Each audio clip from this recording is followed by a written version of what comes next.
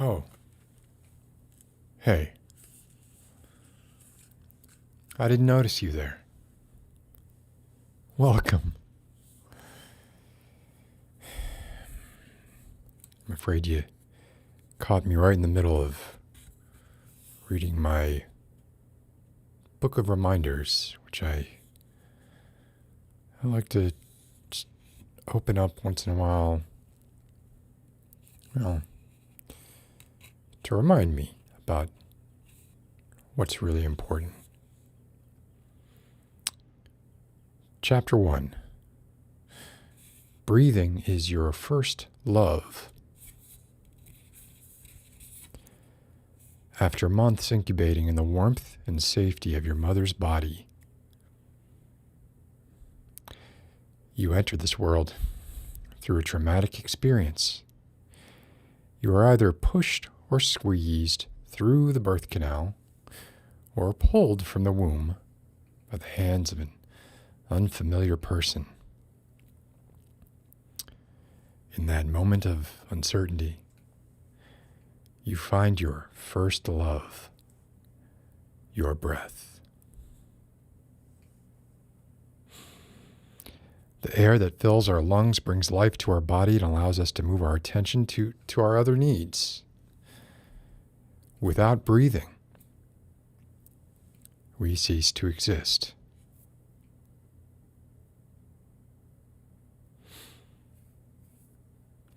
Shortly after that, hold on, definitely need to, seems like an important point, so I'm going to, without breathing, we cease to exist. Okay. We got that. Shortly after that first breath, our breathing is put on autopilot, pushed to the back of our minds. It's not until an event like having the wind knocked out of our lungs that we remember how precious breathing is and how much we love it.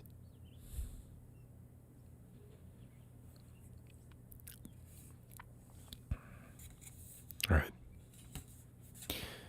So, yeah, without breathing, cease to exist. I guess a biological imperative equates to love. I don't love breathing. I'd rather I could exist without breathing. However, I don't have that option yet. What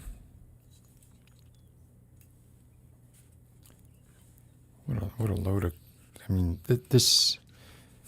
I didn't buy this, just in case anyone was wondering. It came with a package of something else that I bought.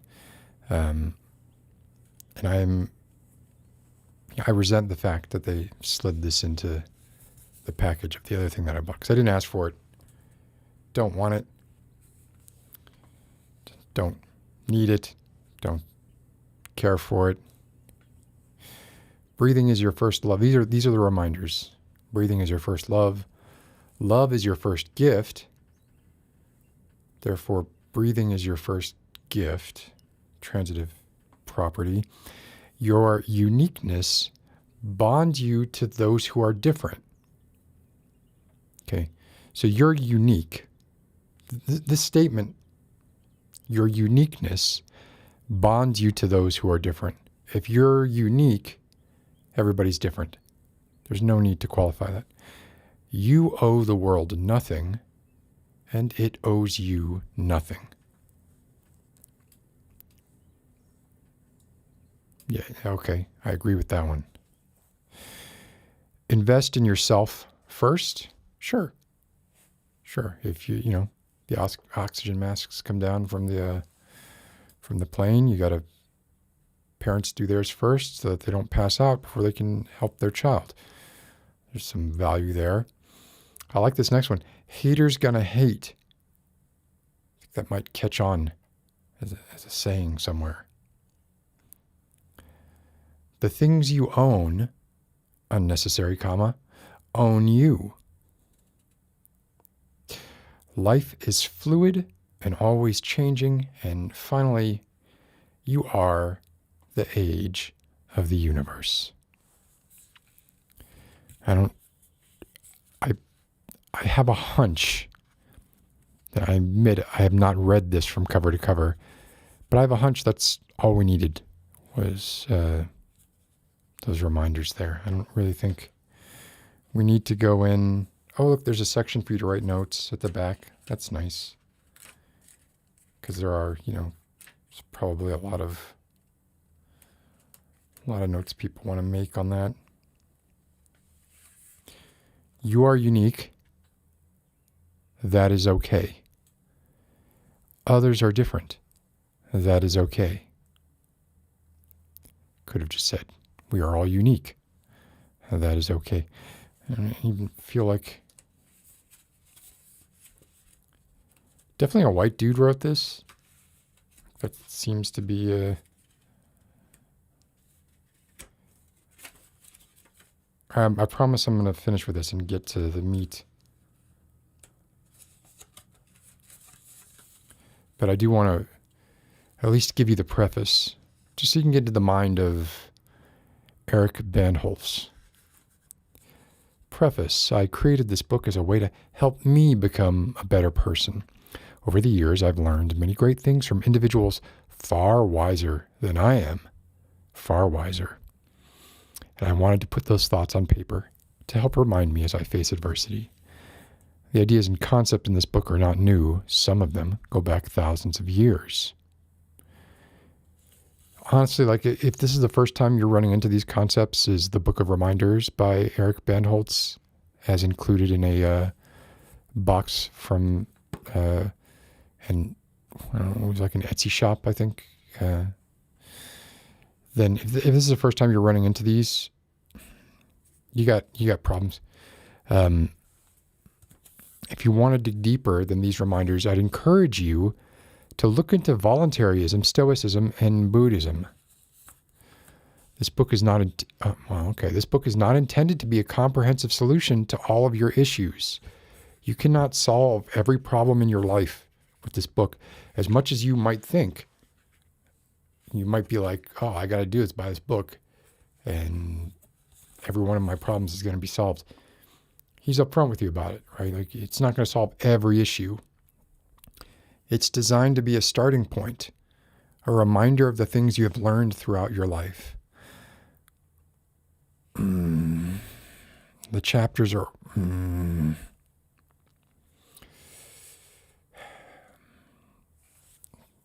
I feel a bit like I'm reading the poetry of James Franco here.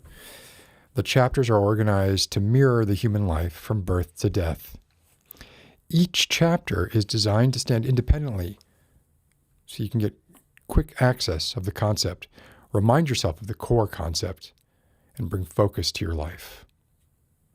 I believe that the best improvements in our lives don't come from complexity, but from simple solutions with a bit of repetition.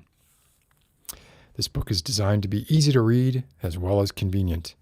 It may be technically easy to read, but I find it very difficult. Keep it out in the open for quick access. Hopefully just seeing the book will act as a reminder. It does. Seeing this book does act as a reminder of something. Thank you to my loved ones who've provided inspiration to me throughout my life. Most notably, my wife, Anne, daughter, Eleanor, son, Claus. I know it's Klaus, but I'm saying Claus. And mom and dad.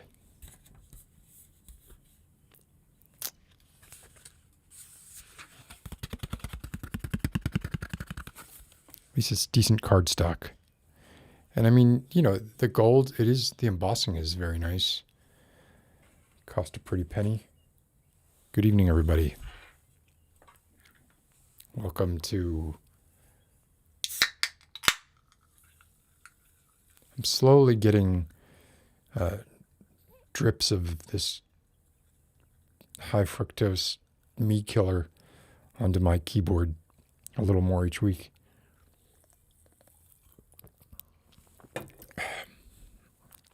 welcome to another episode of Beyond the Double Red Doors, episode 35 of 35. I don't know if y'all remember, but, the initial goal of me doing this was to do 35 episodes and then disappear with nary an explanation nor a trace. So welcome to the ultimate episode of Beyond the Double Red Doors. And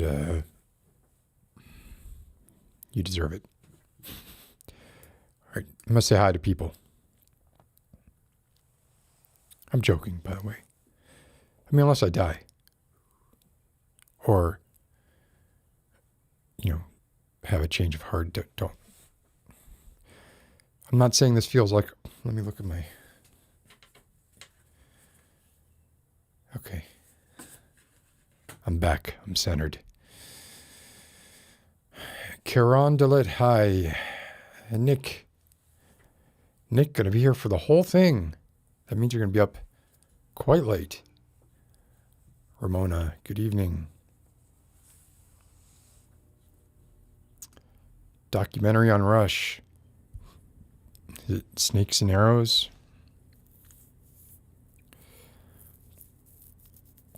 I'm sure I've seen a documentary on Rush. Don't know if it's the same one. Hi, Lexi. Good to see you. Don't have too much fun without you. Definitely try. Q. Q is here. Pavi went to see an Icelandic volcano live. You actually... Oh, wow. That's pretty impressive. Did you get pictures? Was there a part of you that was worried at all that it might be the big one and you might be forever mummified, like the inhabitants of Pompeii when Vesuvius erupted, thus teaching me Latin?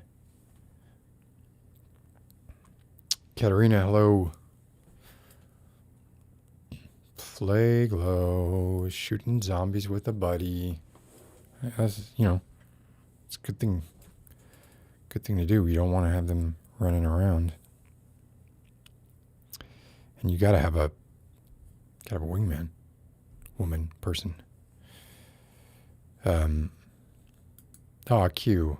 It's literally like, I don't know what I'm going to talk about, so we'll put that in there.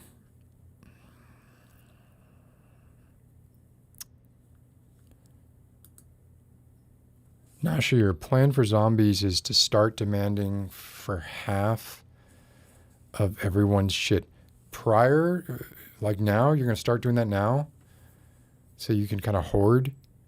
Or you mean when the apocalypse happens, then you're going to start asking for people's shit? Because I think you're going to have difficulty either way.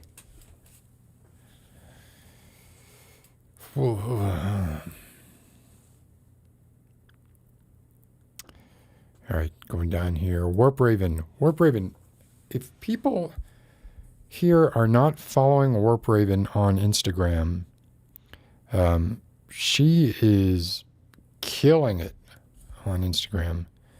It is great. She makes things, like she made the Witchblade glove, which I don't know what that is. Sorry, but I mean, I only know what it is because I saw the replica she made out of foam core. It looked amazing, incredible. And then she did a Jonathan Harker cosplay. It was great. Looks great. If you're not following Warp Raven on Instagram, I feel a little bad for you. I think you need a book of reminders to remind you to follow Warp Raven.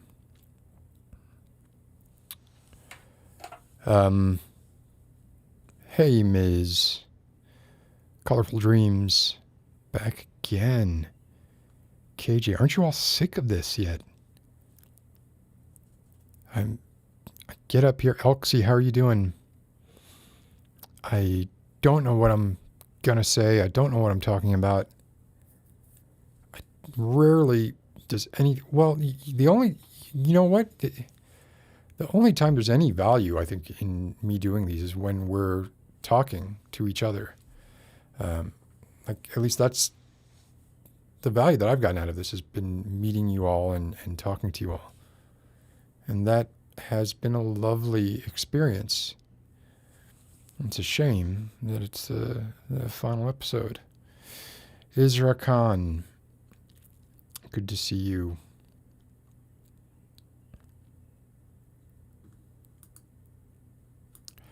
You got to have a motif.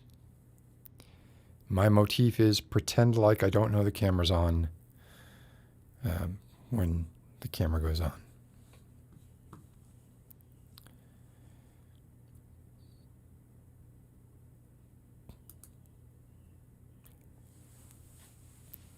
Lexi, you're watching on mute because you can't abandon the squad. I mean, part of me is like, that's incredible, and part of me is very much hurt.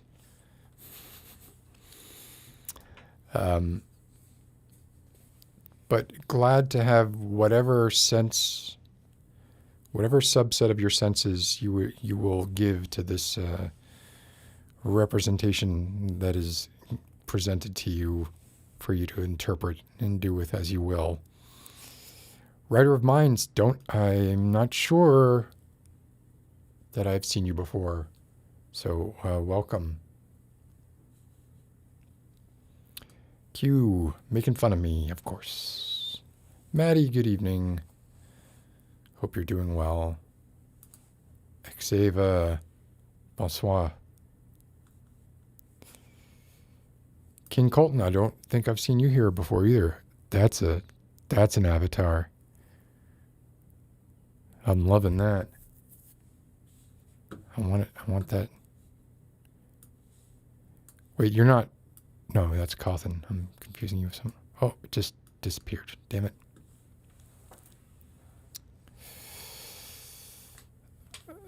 Grace, how are you doing, Grace?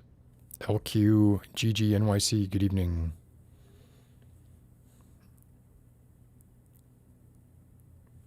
Fuck.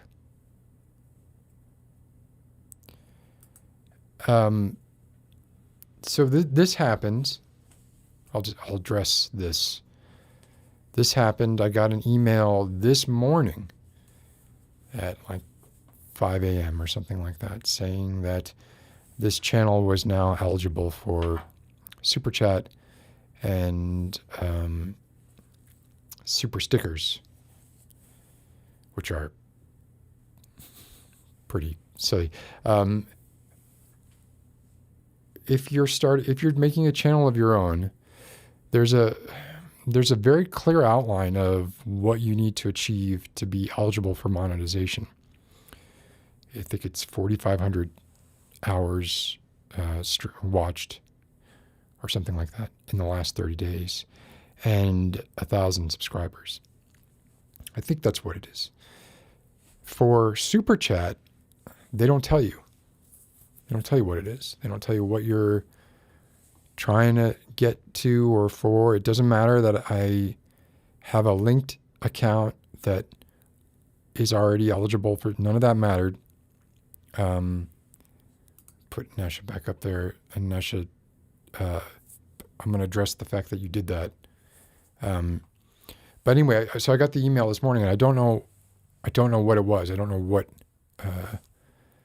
what metric I finally triggered that allowed me to be eligible. So I enabled it. However, I'm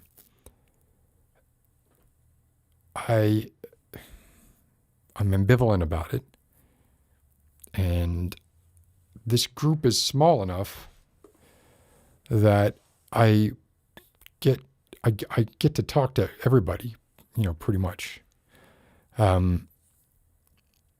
So while I appreciate that, Nasha, I feel like that just undid some work that we had talked about. I'm leaving it enabled because, mostly because I don't want to I mean, money is something that I like, right? But I feel bad about taking much of it. So, and what I do take, I'm going to put into the channel. But having said that, I'm not going to give it's not like a Patreon thing. Well, it is kind of like Patreon for me. Like for my Patreon, you join my Patreon, you don't really get anything, right? So it's going to be the same. Like I don't want to have any preferential treatment if you do decide to super chat. And if things start getting weird with it, then I will disable them. But they're enabled for now. I guess I would just say use with caution. And also, I'm using Ecamm, so I don't I see that it said super chat, but I just see it because it's in the it's just in the thing. I don't get an alert like you do when you're on YouTube and you see it. So it's very likely that if I wasn't going to see your chat, I'm not going to see your super chat. Now, probably I'm going to see everything everybody says, right? But and I'm not going to give extra time to people because they super chat. Although I realize I've spent the last 10 minutes talking to Nasha. So she inadvertently might have accomplished part, but it is appreciated, right? Like I guess I could go. I'll go into this in a minute. I want to finish going through the hellos, but I do have something to talk about. I'm gonna have to get Celine. Hi.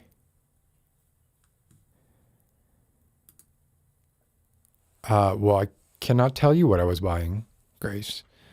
But it was from an independent creator, I guess, artisan. I can't say what it was for reasons. I'm not embarrassed, something like that. I just want to keep it under wraps for now. KJ, good evening, KJ.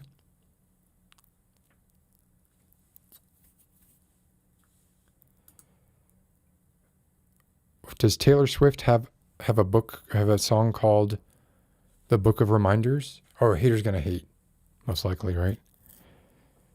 No, but that's Shake It Off. She didn't call that song Haters Gonna Hate. Right? Let's not talk poorly about Miss Swift. I was watching a YouTube video. You know those YouTube videos where they compile like all the awkward moments where people are talking to celebrities. And it's basically like the whole thing was basically just like a lot of it was all like interviewers being inappropriate with women. And oftentimes like there would be, they promoting a movie or something. There'd be the male star, the female star, right? They'd be sitting there together. The interviewer would ask the male star, as far as, none of these interviews are very insightful or anything, but a relatively substantive question, and then turn to the female star and say something like, was it hard to get into your skin tight suit, right? Really, like, and I don't even know. It was weird because a lot of them were like foreign interviewers, and it's hard to know how many of these people are trolling, like deliberately trying to get a response. How much of it is like, how some countries are maybe culturally a few years behind the international zeitgeist of where we are supposedly as a species when it comes to gender equality or erasure of gender as a factor when you're talking about anything really, apart from maybe reproduction, but even that, right? But it was interesting how many of those. It was a compilation, and it's basically what they all were. And one of them was really, really made me feel a little sick to my stomach. It was Matt Lauer talking to Anne Hathaway. And Anne Hathaway gave him like a master class on how to call somebody out, deflect the question, and get back on track. It was lovely to watch that. And Matt Lauer tried to act like, gracefully going back into like more, substantive questions. And, but you could tell he was like, oh, I just got, my true colors just kind of showing there for a moment.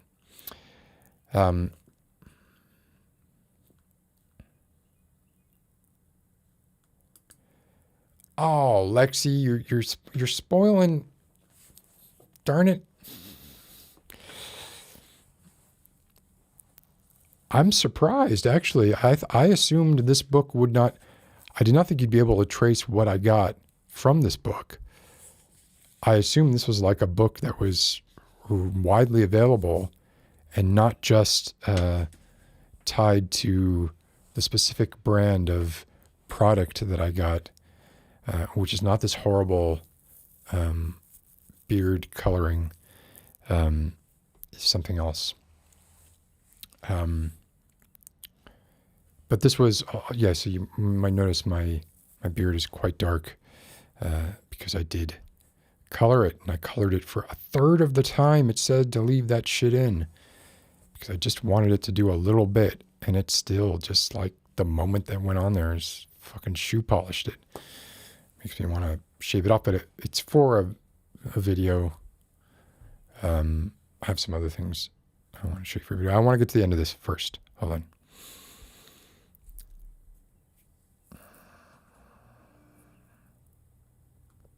Let's take some time. Wish people still talking about the book. That's fine. High crimes in space. Oh no, does that mean there's been a cancellation? I'm sorry. Oh, Tread, I've not seen you in a little bit. Or Brave. Exactly. This is when you see like the G key. If I'm in Discord and you see one of my responses is just like a bunch of G's, then clearly the key got stuck.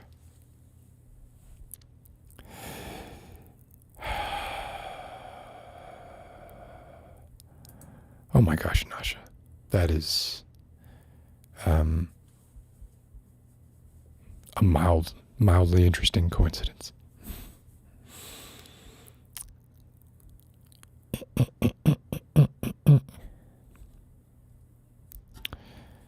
Did I say hello to Celine? I hope so. If not, hi Celine. Oh, look at that.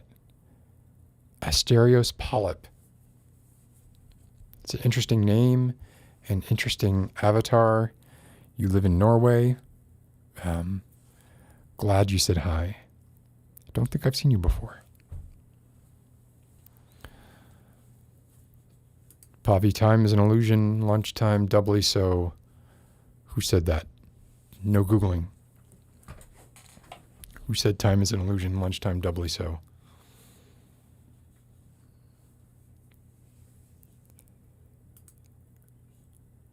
No, was there another super chat that I missed, though? Oh, Leah, hello, Leah. I'm sorry. I said professor, didn't I? Okay, let's get to the bottom here. I gotta. PG, how are you doing? No, this is not the last one. I was joking. I mean, it could be the last one. I do love my breath, but I do. Oh, I have a. Here it is. A lump popped up on my neck. Maybe you can see a little better here. Right there. tender, and I don't think it's an aneurysm, and it's not where the carotid artery is. I am going to see somebody about it, but 3 weeks post-vaccination, weird things happening.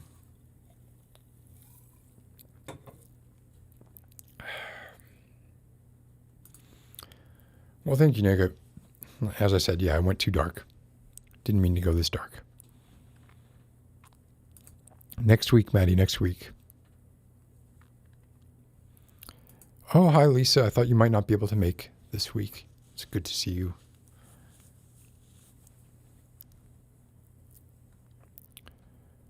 Almost.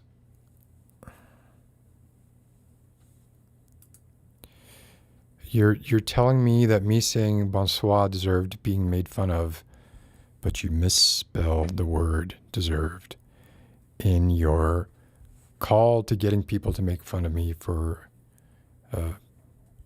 correct pronunciation, if I'm not right.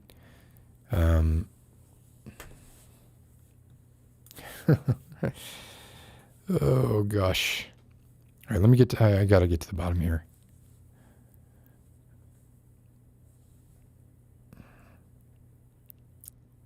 Bottom. Butterfly Composer, good to see you. Paper, good to see you. Always love that avatar.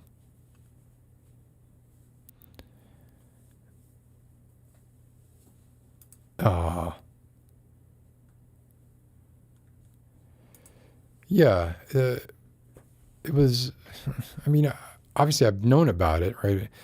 It was like, I thought I was going to get I expected a lot of different kind of blunders being committed by interviewers asking dumb questions. I mean, the title of the video didn't imply they were all sexist, but they were almost entirely.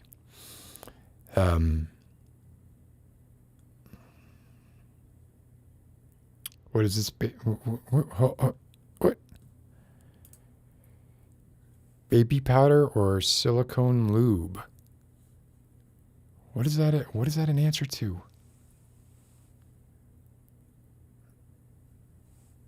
Oh, getting into skin tight suits. Yeah. It's so weird because you would think like one of those things makes things slippery and one of those things makes things dry, and you would think they wouldn't have the same effect. My experience with these things comes from the goth days where people were putting on a lot of liquid latex and, wearing thigh-high, kind of like the 60s. Boots, going to the church. There was always a club called the church where they were playing Disintegration start to finish, and then a little bit of Bauhaus and maybe some Smiths. Smiths a little too cheery for the goth clubs. Very funny, Warp Raven. I got to stop giving no attention to that. Excellent. Forward Prefect from the wonderful Hitchhiker's Guide to the Galaxy. Time is an illusion.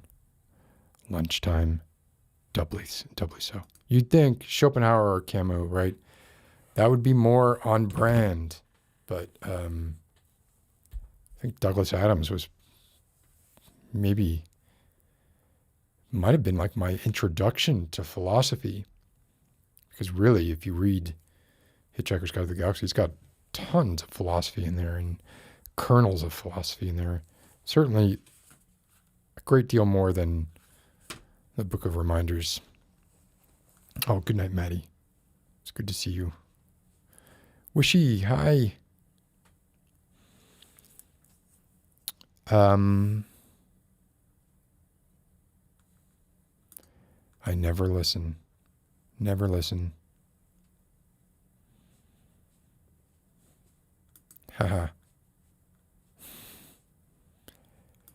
Did I get like hung up, like even a word like substantive, right? Like I'll get very conscious just before I say it. I'll get very self-conscious about how I'm about to pronounce it. And then I will question whether or not I'm pronouncing it correctly. And then I'll end up like stuttering it or doing something like that.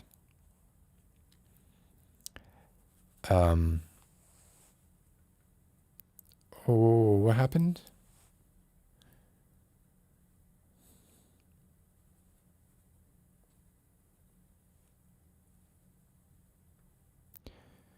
Moving is always, oh, moving. Okay, sorry. All right, I'm going down to the bottom here so I can move forward here. This would be great. I would love this. Book of Reminders written by Douglas Adams. I mean, it'd be super easy to just comb through Dirk Gently, the Dirk Gently series and the Hitchhiker's Guide series and extract some of his gems. I always keep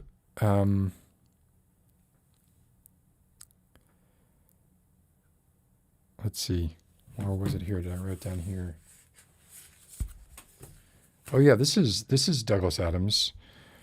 Experiences of fiction designed to account for the discrepancy between my immediate physical sensations and my state of mind. It's brilliant. That's Schopenhauer right there. Oh, Exava, you will be missed. Take care. Yeah, moving is a pain in the butt. So, what am I talking about tonight? A few things. First, anyone notice a difference back there? Fuck you. Anyone notice a difference in the background? Probably nobody. Does anybody notice a difference in the lens? Probably nobody. Made a couple of changes. One that are very interesting that I know everybody wants to hear about. I am now lighting my background from behind the background instead of in front of the background. So I have LED panels behind the curtains. I think the effect is a little more subtle, a little more glowy, less reflecty, right? Yeah, I like the way, like I purposely did it so it kind of vignetted to be darker towards the center, which is where I am sitting. And I think it looks richer to me. So that's of great interest, I know, to everybody. And I also am using a new lens. You're new. You're a new lens. And you want to see how you can tell you're a new lens? Here's how you can tell. Ready? This is going to be exciting. It's exciting for me. I'm excited. Oops, no, wait, that's not what I want to do. Wait a second. Oh shit, I'm doing the wrong one. I just messed up my other camera really bad. I don't know how bad, we'll find out in a second. Whoa.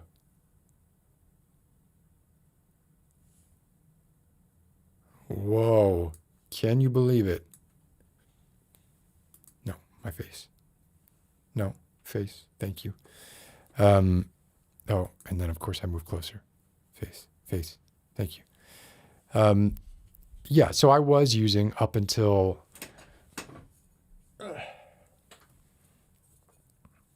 just recently, I know this is super exciting for everybody, this lens, which is, I think it's a lovely lens.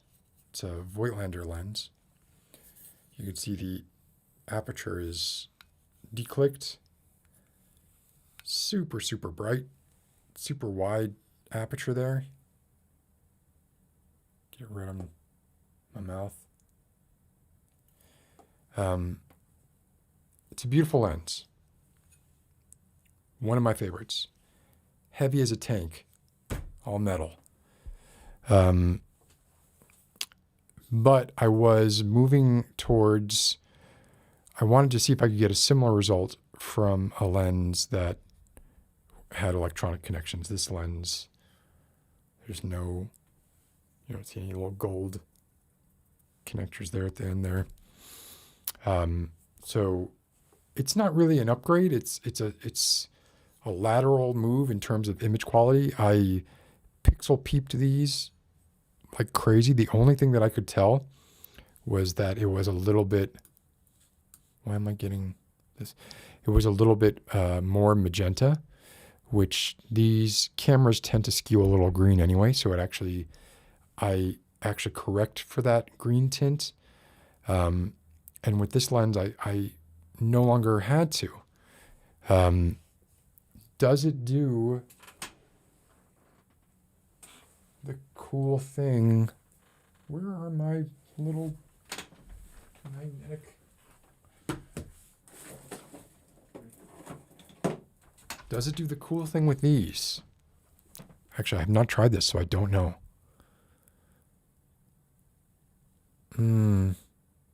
It doesn't. It's doing something. They look more like that's like perfect bokeh, though. Look at how round that is. The other lens did something a little onion skinny, which actually, look, oh, that actually looks really cool. Look at that. They almost look flat. Looks like they're rods. The other lens had different characteristics with bokeh.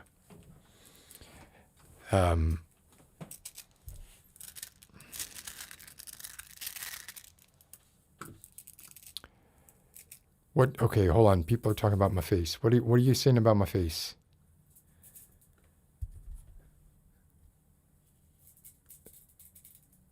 What's going on here? I am a middle-aged American man. That is correct. I never put on concealer. How can you ask that? Look at this. Like, I am. I never put on concealer. I don't want to say I never ever use Cosmo or anything like that. Look at this. What is this? Right. But I mean, in theory, a better lens should probably bring that stuff out more. You should probably need concealer more with a better lens. Like this lens here. This is the lens I screwed up when I was. Now I gotta fix this lens. Hold on. Let's fix this lens. Do this. Do this. No, me. There. Well, like this lens covers up more, I think, than this lens does. But if you want to see like the ridiculous amount of, like when people are talking about what lens is better, what lens you need in order to do X, Y, or Z, how sort of ridiculously obsessed I am with the minutia of lenses. Like this lens, I think this lens was like $150, maybe $200 most. This lens is $800. The lens that's on there now, a little more than that. I'm not trying to brag about anything like that. I'm just stating facts here. And I've said this before, like I feel like spend money on lenses all you want, because this lens, even though I've had it for going on 2 years, I could sell it for exactly what I bought it for. And I probably will. Camera bodies can't say the same thing about, obviously. So it doesn't do quite as neat. Let's see what this one does. Since we're here and we're doing this, what do? You actually get closer. So it's actually a defect in the lenses that cause kind of cool effect. This one, here, how about this one? You can't even really, and by the time it gets, that's supposed to be my look up close camera, which I turned the autofocus off on so that it wouldn't be hunting all the time, because the only reason that I use this, or intend to use this, is when I want to let you all read up close. Yes, it is cliche to say we're all unique, but let me say it anyway. It's simply true. No one has gone through the same experiences you have gone through to get to where you are now. No one looks the same, speaks the same, or has the same passions in life. Lots of people have the same passions in life. You have a story to tell like none other, and that story helps connect you with those who are different.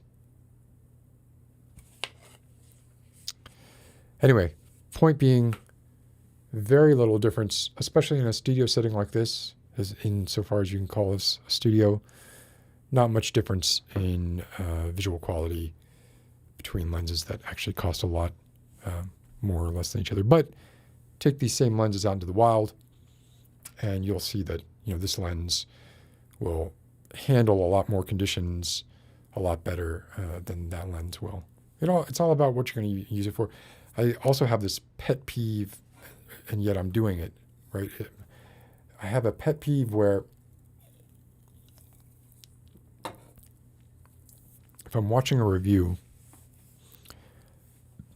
of I don't care, whatever the hell it is, whatever, if I'm watching a review on something and somebody is like, here are these two things, I'm going to go in depth on what makes these different and what it is about these that makes one better than the other.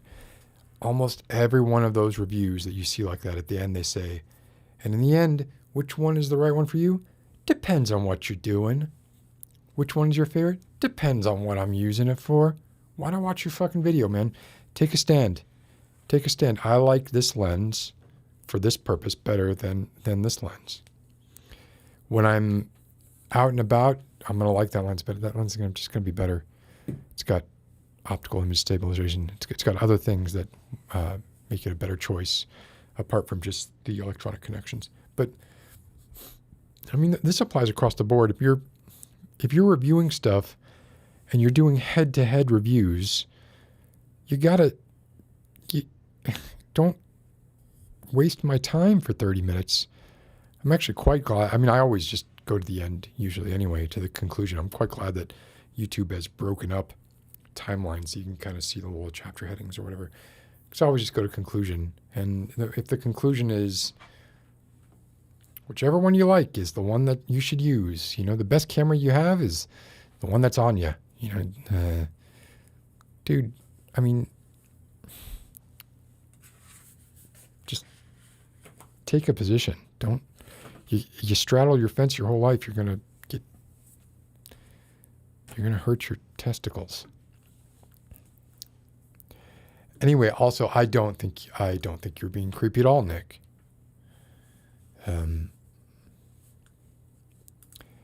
Yeah, I'd agree. I almost did that. I almost brought in one of my covers for it. But I figure, or I could just work out more. Or I could just work out. Did I say work out more? There you go. Oh my God. That really kind of puts it into perspective, doesn't it?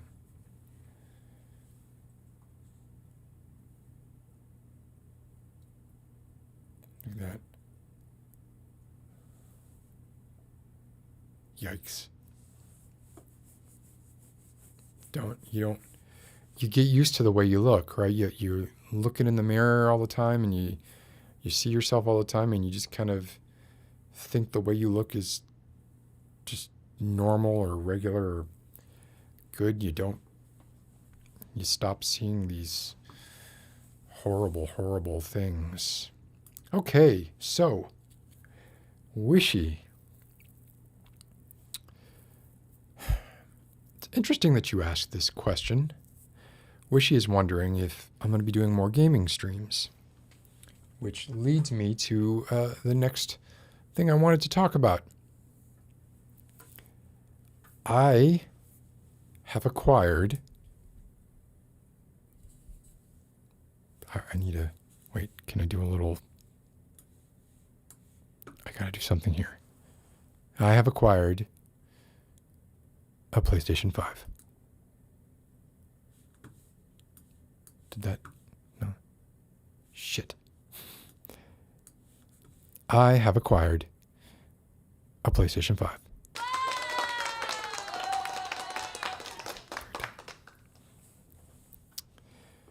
Today is May 5th. Cinco de Mayo for my Hispanic friends and non-Hispanic friends.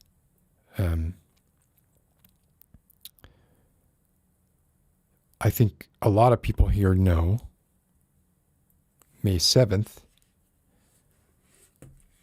which is 2 days from now.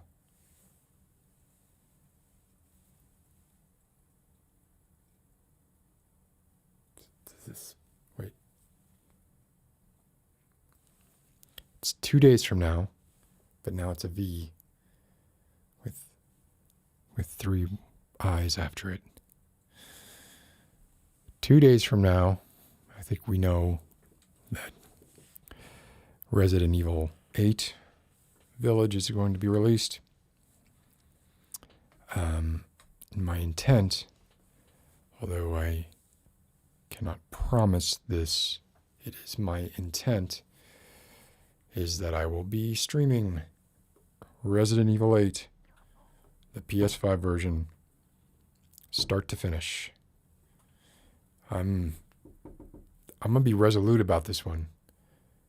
I actually have some time off work that is not taken for that reason, of course, but was it taken for that reason? I don't know. The stars just kind of aligned. But I plan to try to put forth quite a bit of effort to live stream Resident Evil 8, PlayStation 5 version, and get through it and not pull a Disco Elysium or what's another game that I really like. I played through Soma start to finish, and I played through Last of Us Part 2 start to finish. I don't think I've played through any other games live on air start to finish apart from those two. So Dimitri, or sorry, what the hell is her name? The very large vampire woman that everyone is obsessed with. 9 foot tall Lady Alice Nescu. Something I'm convinced that's still an anagram for something, but I don't know yet. I've been wearing a little bit of sunscreen, but I have been going outside quite a bit and probably not wearing the amount of sunscreen that I should be wearing. So the answer to your question, Lexi, is probably no-ish. No-ish? No-ish?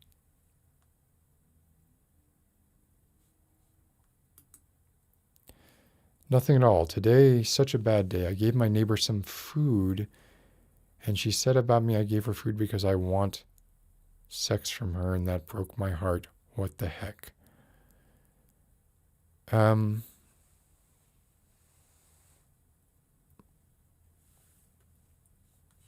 Wait a minute, Nick.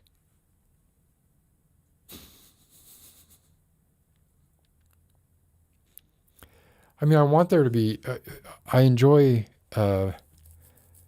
texture. I enjoy what they call micro-contrast. I like doing videos where I put like dirt on my face, so there's more texture to it. I can't stand this look, right? This, Let's see. I can't stand this.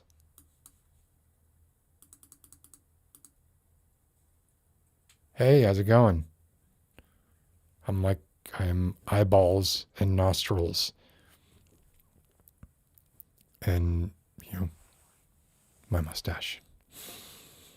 But overexposing skin is a pet peeve of mine. I actually prefer underexposing, if anything. Now I'm not sure. Where was it? Was I there? Or was I here? Shit. I like that better. More natural. Nothing at all. I don't know what to tell you. I'm not sure. I have not seen you before. So I'm a little dubious of what's going on there. And I don't mean to be.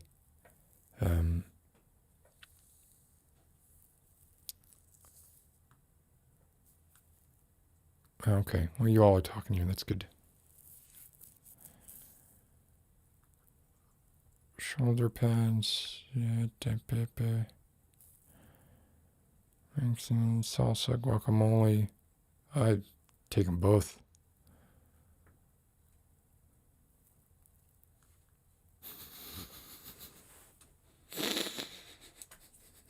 The Book of Reminders came with the PS5. It'd be better if the Book of Reminders came with Resident Evil 8. That would be fantastic.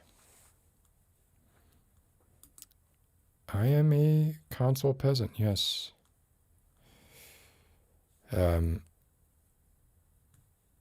She's 9 feet tall, 9 feet and change. This is a good question, Q. Maybe if I do, it's going to be at night because it's a Friday. I do have to work during the day. We'll see. What are my thoughts? Well, I'm ambivalent about her. She looks like she's going to be a great villain. But she's been, hypersexualized, which obviously I don't love that. But she's pretty freaking scary, right? And I like that they're not going with the kind of tried and true tropes. At least they were striking out a bit. And there's that part of me that's kind of like, well, they knew what was going to happen. They knew that what her appeal was going to be. That's the cynical part of me, and I look at the Book of Reminders and I don't think like that anymore. Your birthday is on the 7th. Oh, let's see, that's pressure.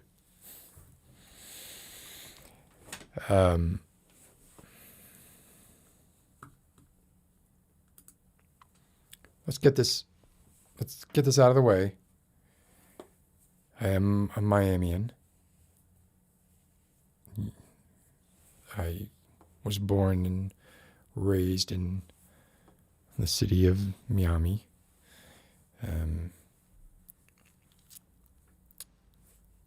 What do you call people from or living in Miami? I would say you call them generally angry, bad drivers, sweating all the time, pissed off that it gets so hot that the fabric tops of your cars fall down. That's something that you see in Miami all the time. I have never seen it up here yet. Even relatively I'm not talking about beaters. I'm talking about relatively recent cars. You have a car for 4 or 5 years in Miami. If you do not have if you're parking plein air, as they say, it's going to melt that adhesive, whatever it is, and your cloth coating on the ceiling of your car.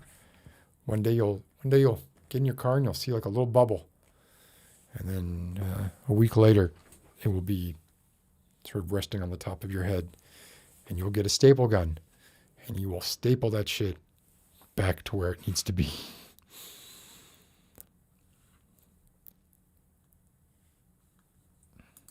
I promise a lot of stuff, Q.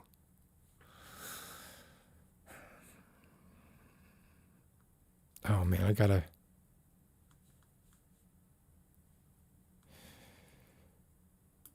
I don't know. Yeah, I don't know what to say about this. I mean, from what I've seen of it, it looks like a good game, right? I'm going to have to play it and really, really evaluate it. Yeah, and Southern Gothic is one of my favorite genres. Right. Just get a metal car. It's like the greenhouse effect is insane down there.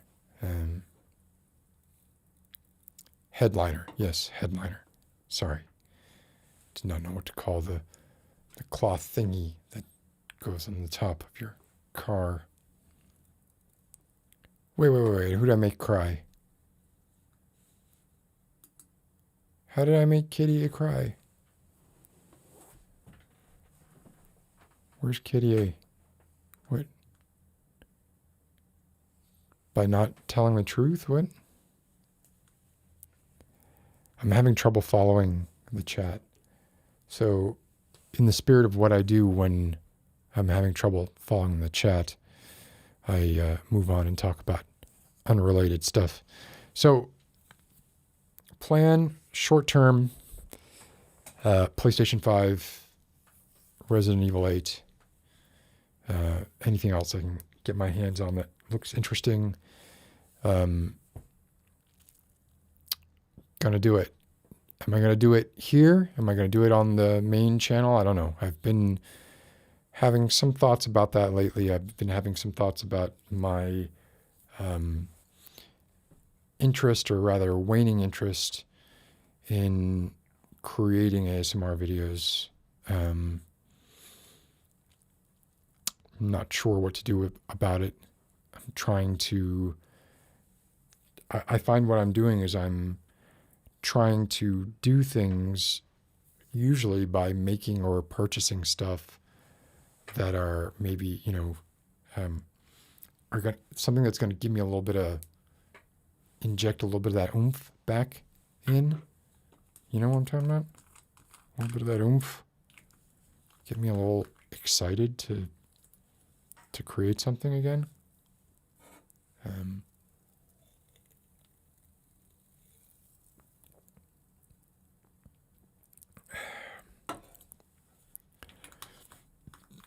Which brings me to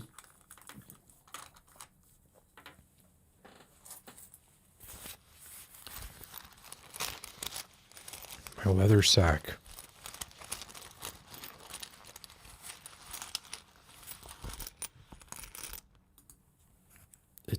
We all know Nasha, it's the Jamaica.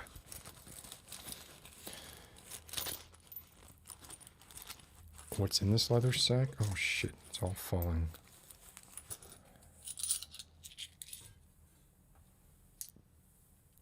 All kinds of...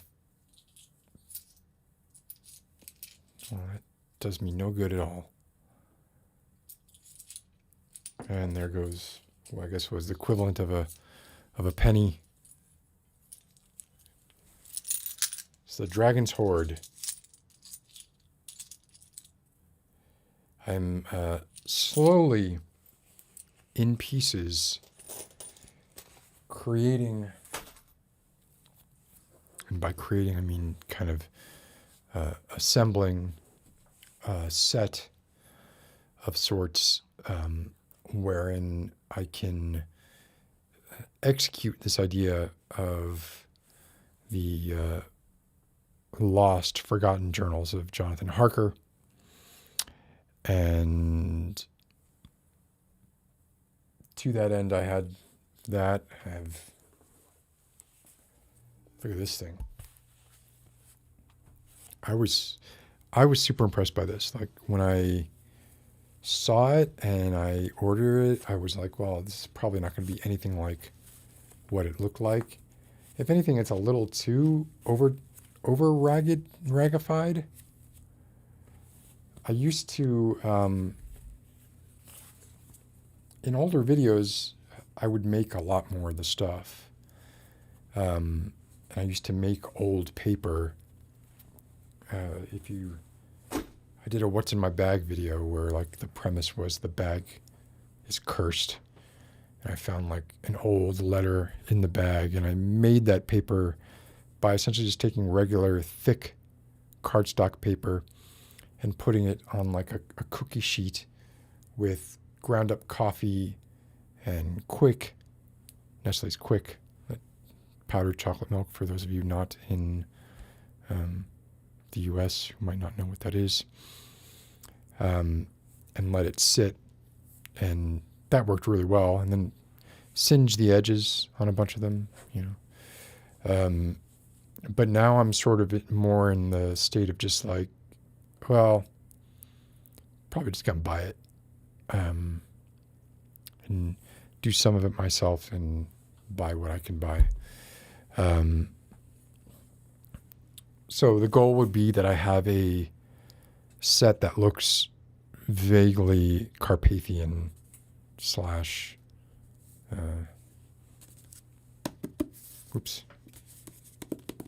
Draculian. However, the premise is going to be that I play someone who has discovered Jonathan Harker's journal, the premise also being that Dracula, in its epistolary format, was actually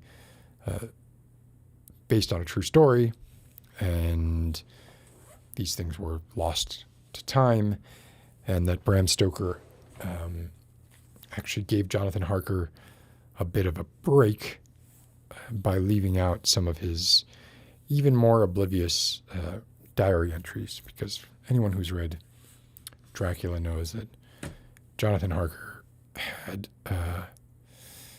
issues with knowing what was a good idea versus what was a bad idea.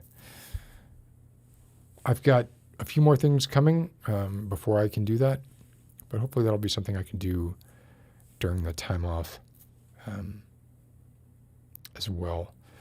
But like I said, I am having motivational issues when it comes to making ASMR videos. I mean, I have this room where I am right now has nothing to do with, there's nothing in this room that I use when I make ASMR videos. I managed to create 2 completely different setups, audio, cameras, everything, lighting.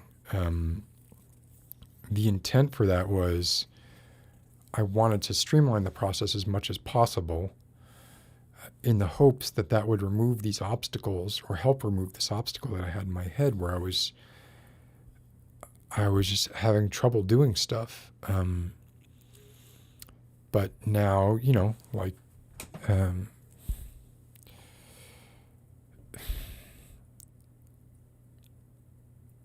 you often find the thing you think is blocking you, right? And you solve the problem for what you think is blocking you, and then you just make up another excuse. And that's sort of what I've been doing.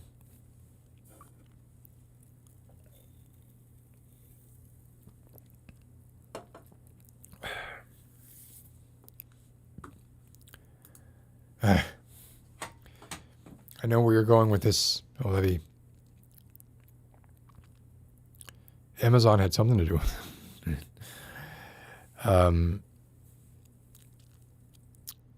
So anyway, and then my plans for this stream moving forward is I'm trying to secure guests for you all. So obviously we have the writing contest going on.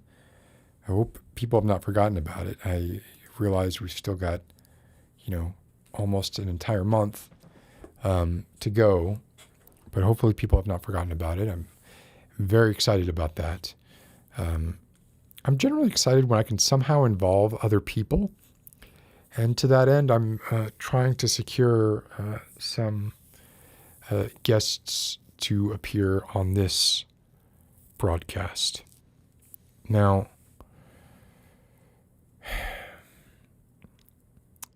here's something that I've discovered. I'm not going to call out any names, and it may have nothing to do with this. It may actually be because people don't want to work with me for one reason or another, and I could certainly see some reasons why that could be the case for certain people.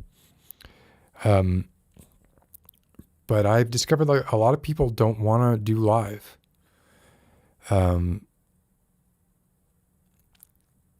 They're not used to it. I think what it probably is when, if making ASMR videos is your primary source of income, you don't want to jeopardize that in any way. And I understand that. Like, that's, it makes sense. And doing something live has the potential to either expose something about your personality that maybe you didn't want to be exposed, or even your mannerisms, or anything like that. Or you could just say something stupid, and I say things that are stupid all the time. I'm not saying whatever, but I don't rely on ASMR for my living.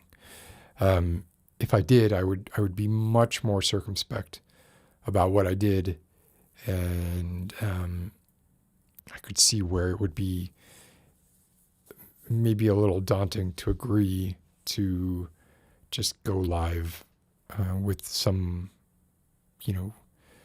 lower tier ASMR person who was considered, up and coming 3 or 4 years ago, and is now past the plateau and is sort of personally losing a little bit of interest in it. Anyway, anew, I mean,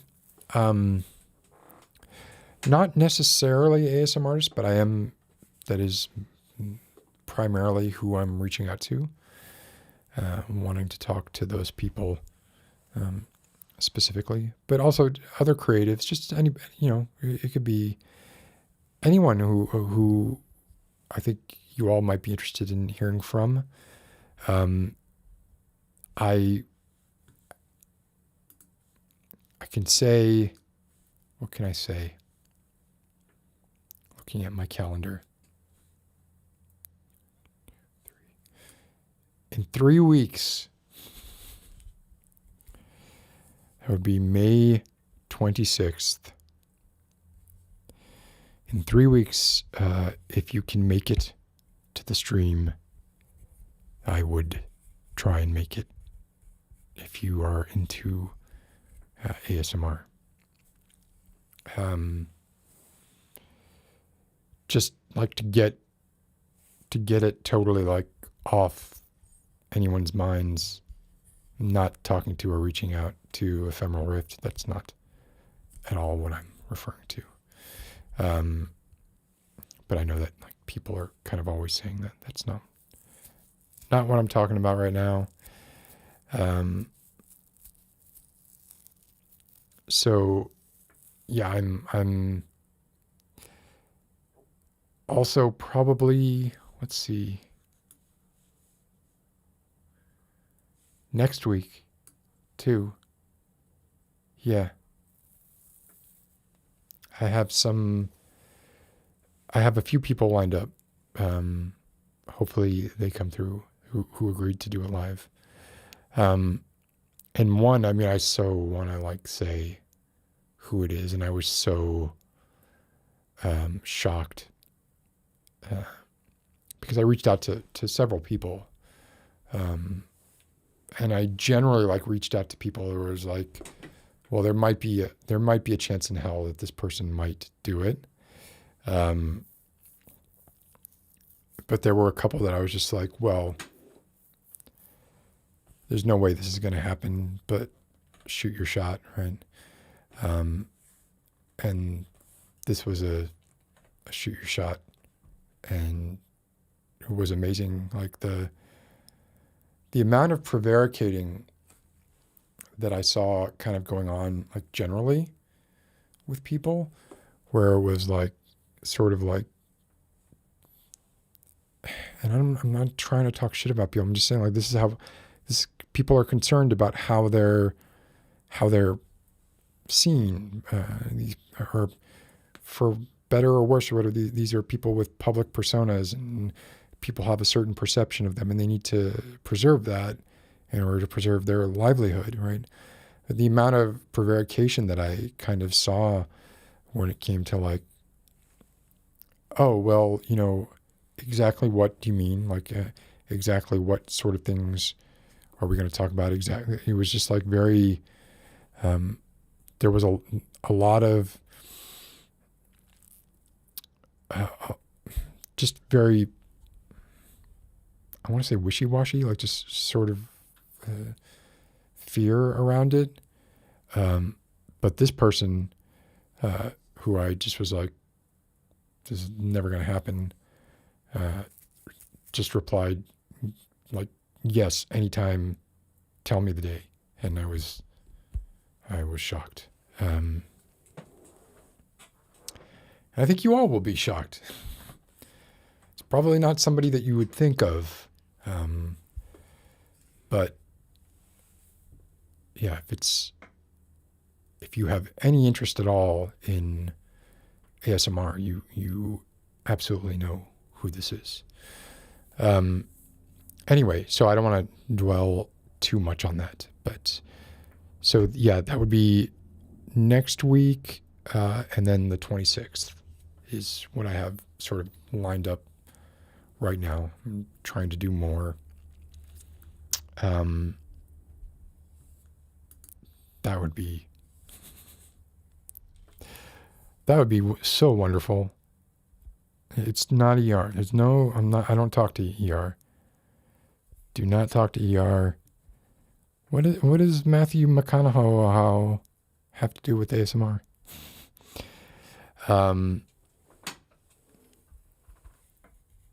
Oh, there's a lot of reasons people would not say yes.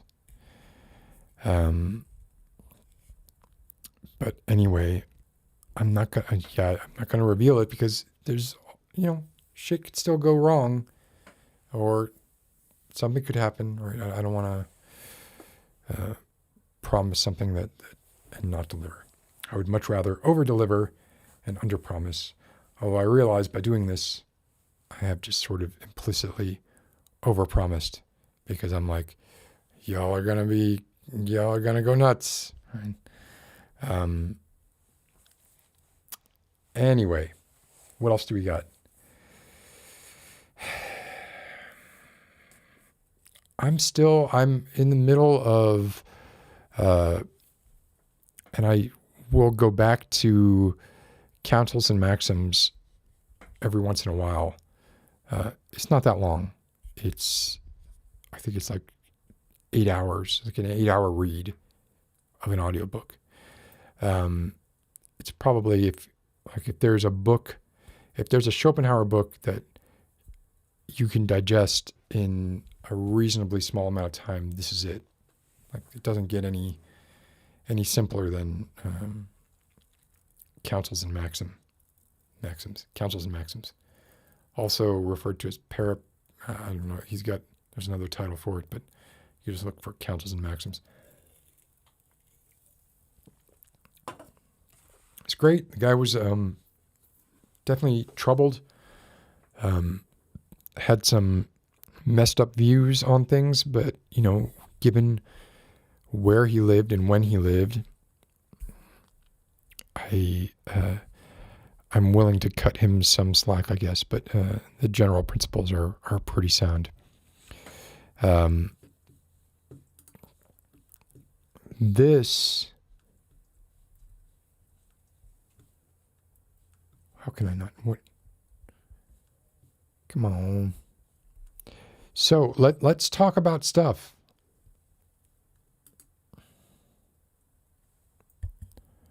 Let's talk about things and stuff. I've got 20 hours on my interview allotment for eCam.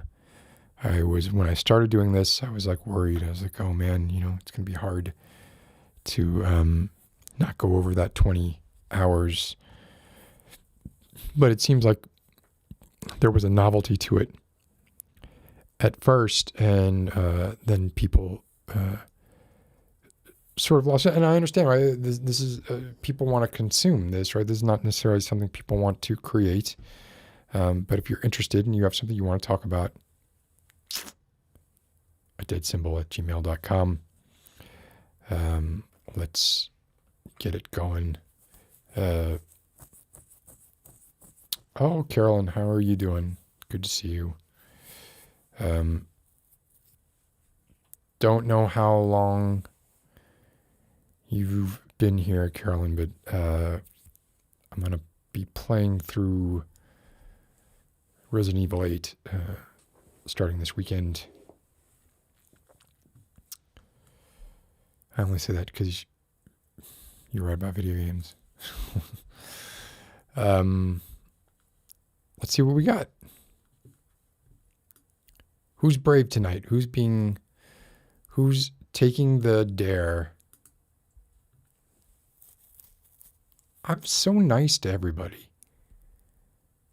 I don't understand why anybody would ever...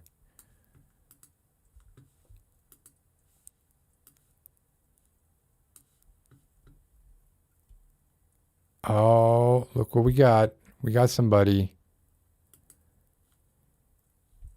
Got somebody on the hook here. What did I do? Did I screw this up just now? Of course I did. Of course I did. Interview, yes. Copy link, yes. Reply, yes. Copy paste, send. I'm not sure if this person has spoken, has been on before or not. Well, while I'm here, let's see if I have any. Do I have any new? No. No new offers.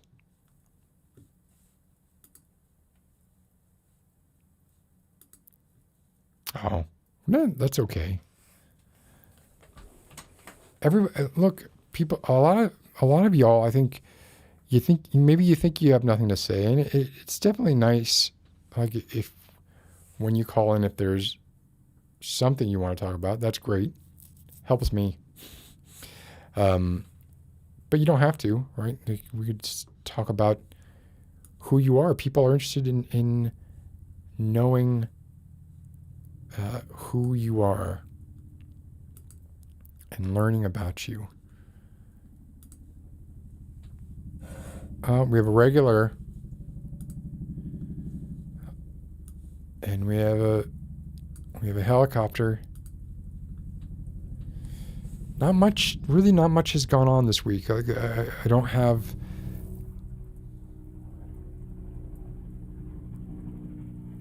It's pretty loud.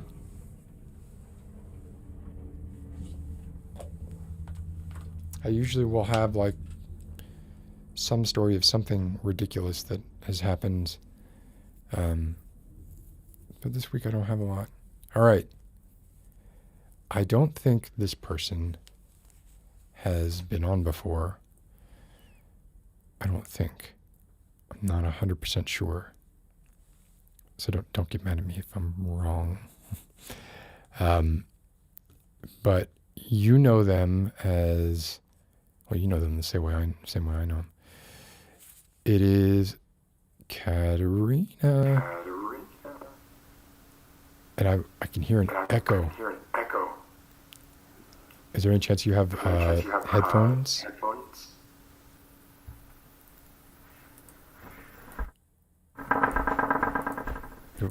I'll mute that for a moment while Katarina goes and maybe get some headphones.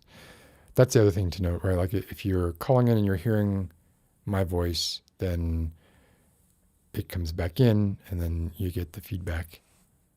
And Katarina's putting on headphones. And unmuted. Can you hear me? Yes. Oh, I can hear you too. How are you doing? That's good.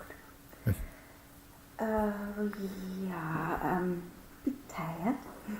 So wait, you're in Vienna? Yes. Not Vienna, Virginia. You're in Vienna. Austria. Yeah. I'm literally, there's a Vienna about a mile from where I live. So what time is it there? Really? 3 o'clock in the morning. So why are you, look how bright your lights are. I'm so sorry. Shall I turn No. I'm just saying for 3 o'clock in the morning, I would think you would have maybe something that's more conducive to maybe going to bed, or are you about to go to sleep, or did you already wake up? No, I stayed up. I've been up since 5 o'clock today, and I was really not feeling well, and I probably should look at the camera, and yeah, I just stayed up. I try to stay up for the stream. Sometimes I sleep 1 or 2 hours, and yeah, then I oversleep and I miss the stream, and I'm sorry afterwards, and I'm sorry. But so you've been up since 5 o'clock this morning, is that what you're saying? Yes. Oh my God. So you've been up almost 24 hours. That is I'm not sure what to say to that. Like I don't want to encourage unhealthy behavior. Oh no, I can sleep afterwards. I don't have work tomorrow. Okay. It's a nice time slot, Wednesdays. I really like the artwork you have behind you on the wall. Yeah, that's very cool. Yeah. Unfortunately, I didn't do them myself. It was a gift from my father. I'm sorry if I'm not that good at English. Obviously, I speak German. Sorry. Can I ask you a question? So when I was a kid, my parents used to speak German to each other when they didn't want the kids to understand what they were saying. I'm so sorry about that. You must be punished when I speak German. It's like... Well, it was just like it was sort of like okay, adult talk is going on now, so they would switch to German, which my mother was German, had German heritage, but I think my father had just learned German. But I remember like some distinct words, and at least phonetically, like I remember some distinct words, which I'm sure are like, not good words, right? There's something about German. I don't want to say something. It has a lot of. It's no problem. It has a lot of harsh consonants, right? Like it's like it's an aggressive sounding language, yes. Right? I get that a lot from English speaking people, that it's a really harsh language, and of course in most of the world German is connotated to Nazi Germany, and you would be advised to not speak German in some countries, because you would have to say you are from Austria, and you would have to explain a lot of things, and that's not fun most of the time. Is that so? That still is a thing now? Yes, it is. When you travel in Europe, are there particular countries, like I would guess, like, are there particular countries that are worse about that? Do you want to call any of them out? No. I mean, I would think maybe if there was a country that maybe had been occupied by Germany in World War II, maybe they would be still have some. I mean, I don't know. This is the children paying the price for the sins of the father or the mother, right? Which really is not fair. So I'm sorry that you have to deal with that. I'm guessing it doesn't stop you from traveling, though, right? No, I mean, now we can't really. Hopefully we will be able in the summer, but yeah. Well, you could take some solace in knowing that, no matter what, they're still going to hate Americans more. Whatever country it is, they're still going to. Yeah, but they will forget about Trump, believe me. It was only 4 years. I think, as far as for the damage that we did on a global scale during those 4 years, that we deserve sort of international scorn for the next decade or so. And kind of like you're saying, like, you would have to say you're from Austria. I would have to be like, I didn't vote for Trump. But yeah, that's whatever. It's the way it is. So what can I ask what you do? I am a kindergarten assistant. Oh, wow. And kindergarten is a German word. Right. So it's kleine Kinder. Child care assistant and elementary. No, elementary is preschool. I don't. Yeah, they're very little ones. I care for the very little ones. Right, well, that's what I'm saying. Kindergarten. 2 to 6. But kindergarten is a German word, but it's been adopted globally as the word for before you enter first grade, before you enter elementary school, right? Like 2 to 4, 2 to 5. I guess it's 2 to 5 or something like that. That must be really exhausting, I would guess. I only work part-time. Right, it still must be really exhausting. Yeah, I work from 7 to 4. So it's like early bird work. So you're able to get out, it's still light out. If you have the energy, you can still do stuff, right? I guess I would just be like, obviously I have a stepdaughter who was in kindergarten, and I witnessed that, and my son right now is in kindergarten. And prior to COVID, when I would go pick him up, I would walk into that room and I would come out, I would just be in there for like a minute, and I would come out kind of feeling like, oh my gosh, I could not, I was like in a state of high anxiety just from being in there for a couple of minutes. It was very, very stressful. And I guess it varies from person to person, right? Like how you adjust to that sort of thing. So I guess I'm wondering, like, are you just always stressed, or have you found that you can cope with it now, or you have like defense mechanisms, or were you always just sort of able? I have defense mechanisms.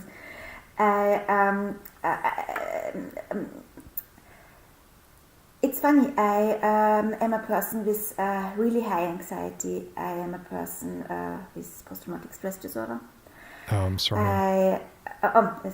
Not your fault.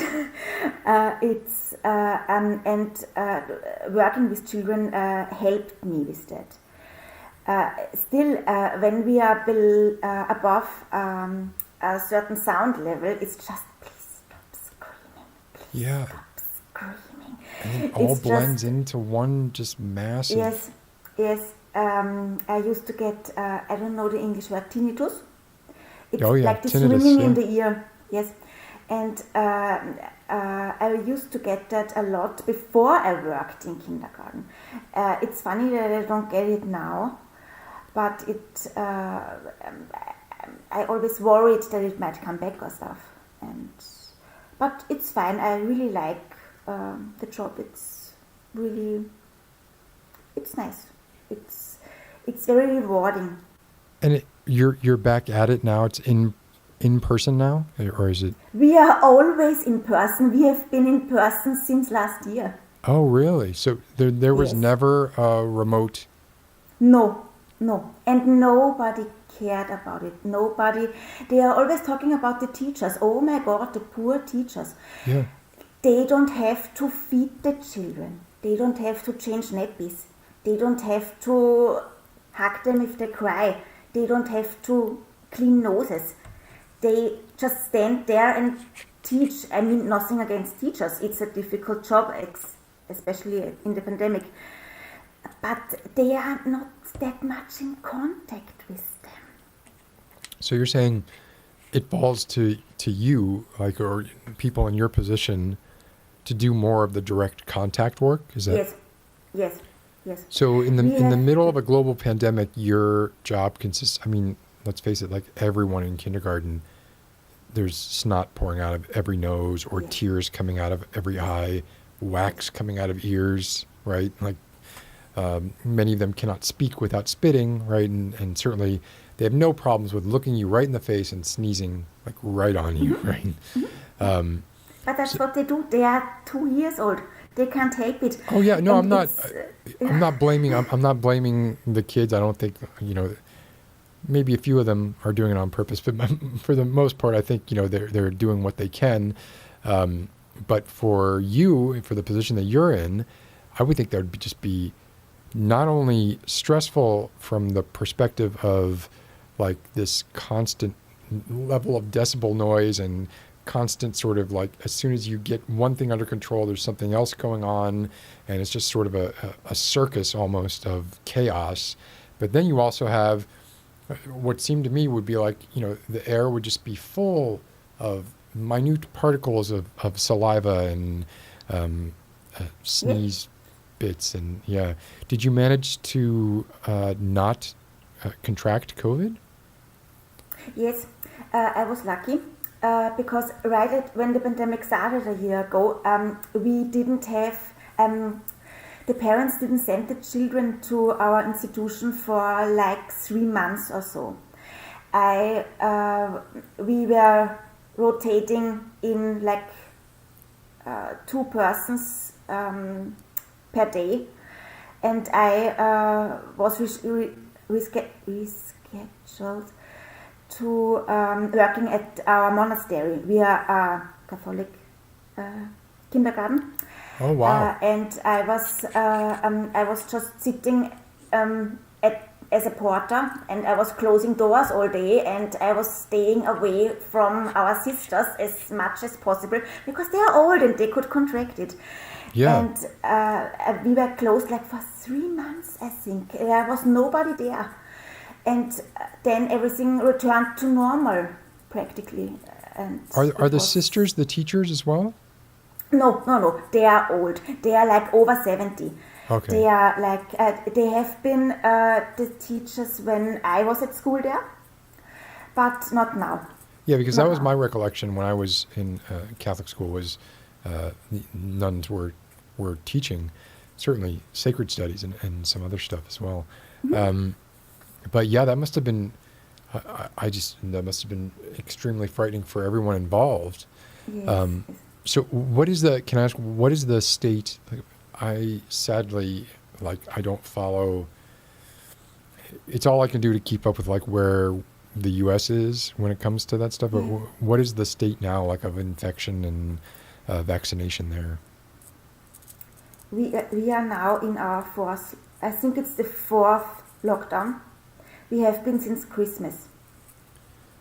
We have a goal of getting as many people vaccinated until summer as possible, but with the problems with AstraZeneca, it's not very likely. So is AstraZeneca still approved and people just aren't willing to take it, or is it not even approved anymore? I don't know.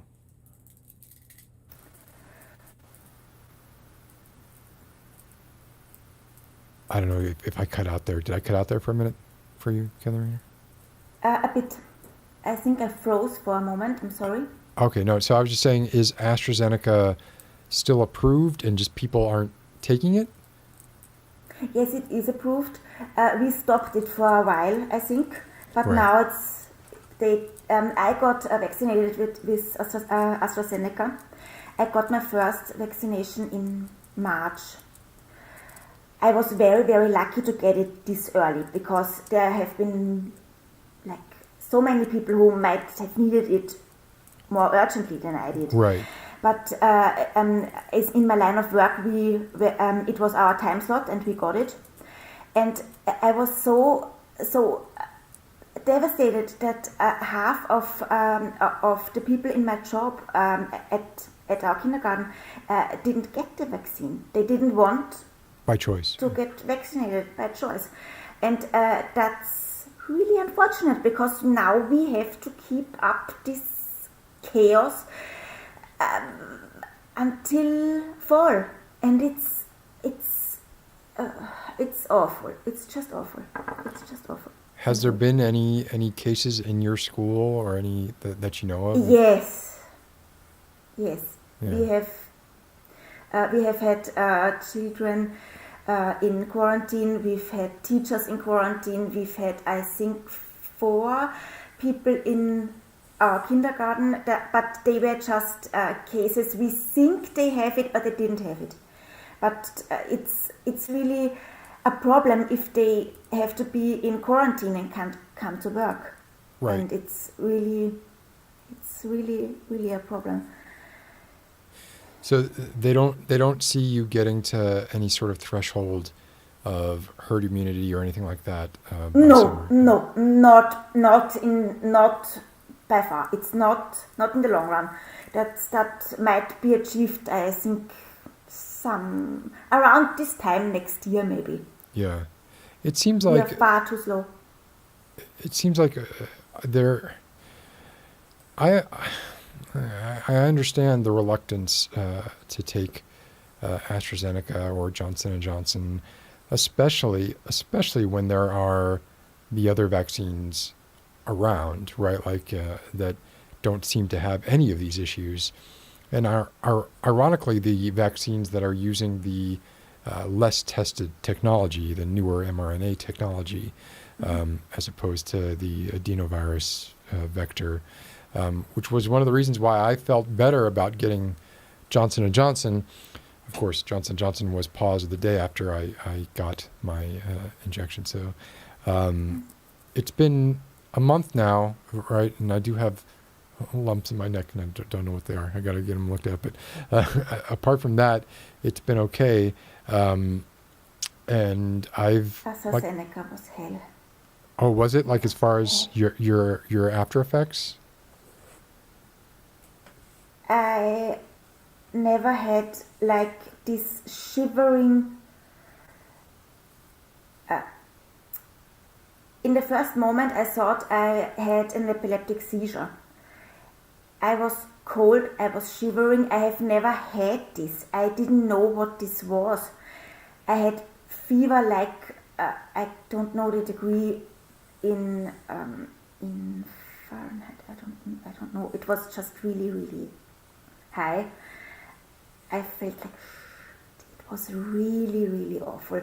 My sister had trouble with her blood pressure. It was awful. Oh yes, I've heard of that happening. Yeah, blood pressure problems. That's horrible. I mean, I had a fever, but it was mild. Like it was like I felt like, and it for me it was like I had not been sick. I tend to get sick a lot. I tend to get a couple of fevers, maybe 3 fevers a year, and I hadn't been sick since the start of COVID because I've been so isolated. So even when the day after 24 hours I got the jab and I started to get a fever, I was also almost like, oh, this is kind of cool. I got a fever again. Haven't had a fever in a really long time. So, but it was a mild fever, right? And I had it the 24 hours after I got the injection, and then it went away. Then it came back again about 24 hours after that, and then it was gone. But I did feel, I definitely felt like some sort of exhaustion that was beyond what I had felt before for a full week, probably. And it wasn't until even that exhaustion went away that I even realized that I had it. I think I woke up like on the Sunday after I got the vaccine, and I was like, oh, I feel better today. I felt bad yesterday. I didn't even realize that I felt bad. So it's definitely an interesting experience, right? Like clinical trials are one thing, but they're not, being out in the wild and having seen them in millions and millions and millions of people for long periods of time. So I guess what I'm saying is I understand the hesitancy. I suppose like I see it more as like this is a duty to humankind, right? Like this is I was talking with a friend of mine a few days ago, and that person is very resistant to getting the vaccine just because of the amount of time that it's been out. And to me, it's just like, look, I would never, and I think I said this before on the stream last week or whatever, I would never enlist in the army. I would never go to war. I would never risk my life for national interests of any kind or anything like that. I would never, not for God, not for country. That's not me, but right. But when it comes to humanism, where there's no national boundaries involved, this is just like can we get this thing under control globally, which is really unfortunate also that the U.S. is like hoarding vaccines the way that it is. That's sort of the only time that somebody who my whole life has been like you can't tell me what to do. I'm not going to do what you tell me what to do, that kind of thing. And yet in this case, I was just like, no, I just got to get it, right? It was a very different thing. And I have trouble understanding how people are justifying not just themselves, right? And they're saying like, oh, well, they're worried about their kids. But worrying about your kids is, to an extent, worrying about yourself. Your kids are an extension of who you are, and your self-preservation, your instincts for self-preservation extend to your children. And we have this idea that like you're selfish if you're looking out for yourself. You're not selfish if you're looking out for your kid, but you are selfish if you're looking out for your kid over humanity as a whole, right? Because your kid is your kid and is essentially the way you get to try and live forever, right? So I don't know. I'm sorry that Pfizer and Moderna are not more globally available. I wonder if they were. They are here. Oh, they are there.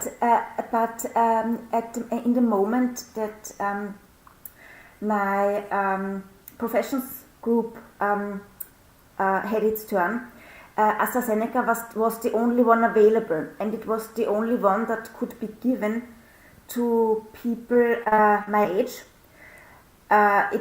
Because AstraZeneca wasn't allowed for people older than I think 50 or something. No, 60. And they made sure to get 60, 70, 80 vaccinated. And AstraZeneca was the next in line, and my professions group was the next one to get vaccinated. And which serum was available? AstraZeneca. And they didn't calculate that people would get sick. There were days where we would, okay, who is coming into work tomorrow? Who is getting the vaccination? You are not getting the vaccination. You can come then and there. Katarina, do you feel better already? Yeah, no, could you come for a few hours? Blah blah. Wow. It's wow. Yeah. But you're saying it was hard. But you're saying Moderna and Pfizer are available there. Yes. But they weren't when our professions group had its turn. They were very scarcely available at that time. Now they are more available, and Austria now uses Moderna and Pfizer more. Not AstraZeneca that often. Yeah, it's interesting, and I think the U.S. has now started exporting vaccines, but the vaccines they're exporting are AstraZeneca, keeping all the Pfizer and Moderna for themselves, which is annoying as hell, right? But I I applaud you, Katarina. Also, I want to be sure I'm saying your name correctly. Katarina. Katarina, okay. Katarina. I must say Katarina, if that's... It's fine, it's Okay. fine. Technically, the name would be Katrin. I don't know why people tend to call me Katarina. The friend that helped me set up this Gmail account wrote Katarina in it. I don't know. But I don't care. Most people tend to call me Katarina. I don't care. Well, if you prefer Catherine, I'm happy to call you Catherine. Otherwise, I will call you Katarina just because that's the name that I keep seeing. Yeah, And Katarina. what everyone will know. But I'm like I said, like what you're doing, I don't think I could do it. Like I really, yeah, No, it's fine. It's not that hard. well, I love it. I I love you the know, job. for some people maybe, but I also think you're probably downplaying the amount of effort that it takes on your part. But like for me, I'm like I'm a germaphobe. Kids and I aren't really like I just kind of want to generally, with the exception of my own kids, of course, because I'm biased, right? I kind of always want to keep some distance. And I just think, like, especially in a situation like this, I would constantly be thinking, no, I think I just couldn't take it. I would not be able to take it. So I applaud that you're doing this and you're keeping the, I mean, for whatever people say about school, I think those first few years of school are probably some of the most important, or not even probably, I'm comfortable saying the most important when it comes to the only thing I ever got, and I realize is a data set of one, which is just me, but the only thing I really ever got from school was socialization. And when you're at that age, that's when you need it. That's when you need to learn, like, you know, what social boundaries are and what interacting with other kids means and what it means to negotiate, like, disagreements and all this kind of stuff that you can't really do when it's a parent-child relationship. And even siblings is a different ball game, right? My son acts totally different around his classmates than he does around, like, his sister, right? He's much better behaved around his classmates, right? So thank you very much, Katarina, for what you're doing. And I hope, I mean, you've gotten one jab, you said, right? Wait, is AstraZeneca one jab or two jabs? 2 jabs. I'll get the second one. I'll get the second one in June. In June.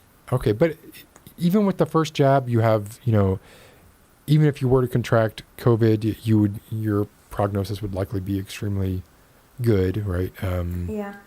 And we get tested twice a week. Twice a week. Is it the nose thing? No, it's the swallow thing. Oh, I don't know. You take it in your mouth and you swish it around? what's gurgling? Yes. Okay, Yes. then spit it back out or something? Yes. Okay, got it. Much better than the nose thing, right? Yes.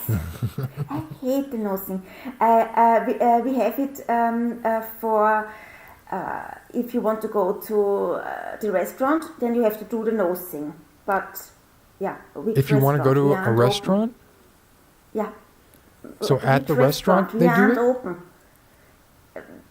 No, you have to do it at the pharmacy, I think. Yeah. And then you have to carry something. How does the restaurant know that you did it? You have it on your phone. Oh, okay. So that is kind of like a vaccine passport in a way, right? Or at least it's not for the vaccine, it's for... A test. Testing negative. Passport. Yeah. Right. Which I think that test becomes invalid 5 minutes after you leave the pharmacy, right? When the first thing you touch... They say it's valid for 72 hours, I think. But of course, it's a thing of the moment. Yep. You could walk past somebody and he's coughing or she's coughing, and on your way out of the pharmacy, you could walk by that person. Yeah.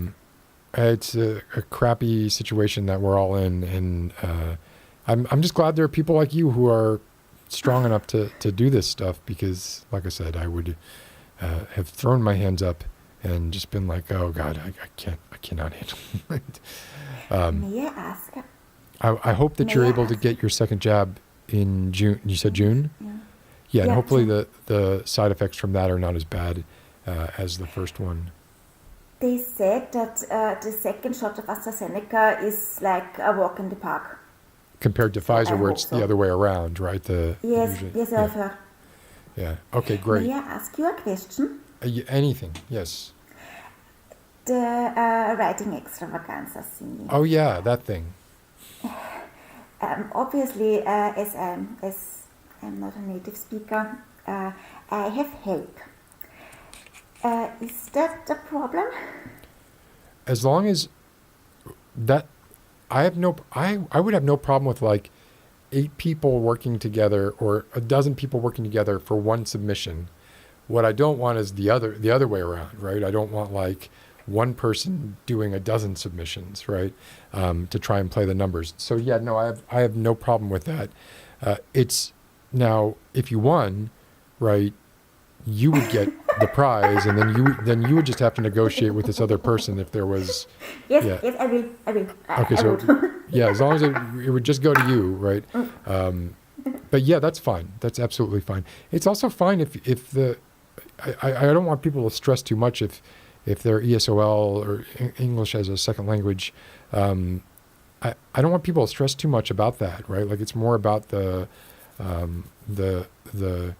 story itself, and if it was something that resonated with me in a way, either way it's going to be eligible. And if it's something that resonated with me in a way that I wanted to read it online or something like that, I would probably just be like, oh, well, I can phrase this slightly differently with the author's permission. Of course, I would never change anything without the author's permission. But yes, you have the okay to do that however you want, get help however you want. I'm glad that you're participating, Katarina. Thank you. And I hope you don't have to work tomorrow. You said, right? No, I don't have to work tomorrow. Okay. That's fine. Thursday is my only day off in the week, except for the weekend, because I share shifts with another assistant. But it's possible they could call you in, right? Yeah. But they would have to at 6. Oh, they that would would have had. be in 2.5 hours. Oh gosh. Right. Just pretend you're not home or something. Yeah, and no, I didn't hear my phone. I'm so sorry. Yeah, that Doesn't work? Yeah, no, doesn't work. No. It was my boss called me like at 7:40. Can you be there at 8? Wow. How far away do you live from the school? Like, is Yeah. that even physically possible for you? Yes, it would be, but it was really like, yeah, give me a breather, please. Yes, Oh my gosh. I can't fly. I didn't expect this. Why didn't you tell me that in the evening? And I get really, really anxious when I can't, when my boss calls me. I'm sorry. That's rough. I'm sorry, Katarina. Hopefully tomorrow you have off for sure. Yeah, it's fine. And thank you for your service and Thank thank you for your calling. service. Thank you for having me. And we'll see you in the chat, and take care and good luck. Thank you. It was Stay good meeting healthy. you, Katarina. Bye everyone. That was awesome. I have Nick in the green room, but I need to take a bio break. So I need, just give me like 2 minutes and then we'll be right back with Nick.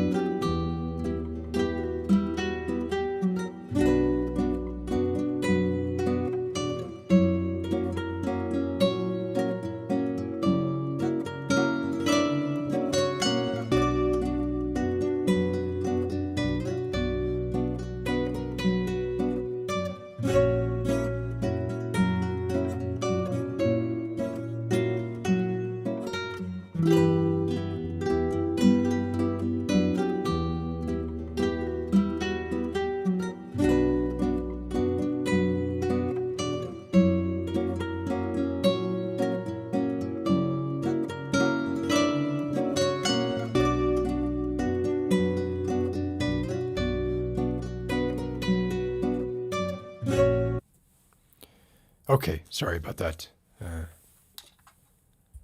Had to be. So you know him and you love him, or if you don't love him, then there's something wrong with you. Welcome back, Nick. Oh wait, I don't want you on that side. That's not working for me. Hold on. There we go. That's much better because now it's more like we're facing each other. Can you give me like a high five? Are you able to? Other side. There you go. Too much. Back a little more. There we go. There we go. That's the dumbest thing I've ever done in my life. Oh, I'm sure. How are you doing, Nick? I am doing remarkably well, especially since the last time I called in. I was going to say, like, that was at from my recollection, that was at there was a lot going on. You were like, it was the last day, the last test or something that you were about to take, and you're in the same place that you were. I can tell from in terms of it being the last test, I can't quite remember. It was probably like the weekend before the final week. There was something but I'm now going on. Yeah. Yeah. Like maybe it was the week or the week before or something like that. But something was, it was the final something before you went in to do something else totally different, or actually riding along or being, I guess you had already done ride-alongs, right? But what's your status now? I'm fairly certain that what it was that was during my lab test outs, or maybe my final week before lab test outs. And then I would have had my didactic, like written files, and my oral boards, since then. And now I'm in my clinical period. So I've done 2 shifts out of 11. So you're doing rotations with different... We call them clinicals. I don't know how they match up to the like doctor equivalent. I spend 12 hours in an emergency department basically pretending I work there. And there's certain skills that I have to do a number of, and then I'll have an internship where I'm working in an ambulance, and I'm like actually working there. I'm just not paid. So you're not paid for any of this, right? You're essentially free help. So in the emergency rooms, I would imagine there's like, they want to try and make sure that you get a broad kind of, I mean, that's the point of a rotation. I know you're saying this isn't really a rotation, but that you have sort of a broad spectrum, a broad taste of everything. But really, it's just like what comes in is what comes in, isn't it? So, to be clear, I'm not saying that I'm not doing rotations. It's just that I wouldn't know if I was. I don't know what that process is like. Okay. In terms of what I experience, so last semester we mostly had shifts in emergency departments in various hospitals, but we also had a ambulance shift and a pediatric shift, or pediatric ER shift. This time around we have a labor and delivery shift, an OR shift, and pediatric shifts along with our AD shifts. And I also have 1 night shift in the pediatric ER, which I'm very unfortunately excited for. There's a small chance I become a pediatric ER specialist, and that's going to be hard on the heart. I mean, it sounds like rotations with a focus on the ER, obviously, right? From what I know about him, which is basically my ex-wife, right? So when you said pediatric ER, right, and night shift on a pediatric ER, I would imagine that's something that's like really emotionally taxing. And yet I couldn't tell if you were saying that as if that was something that you want to do regardless of that, as in you want that to be like what your focus would be, or...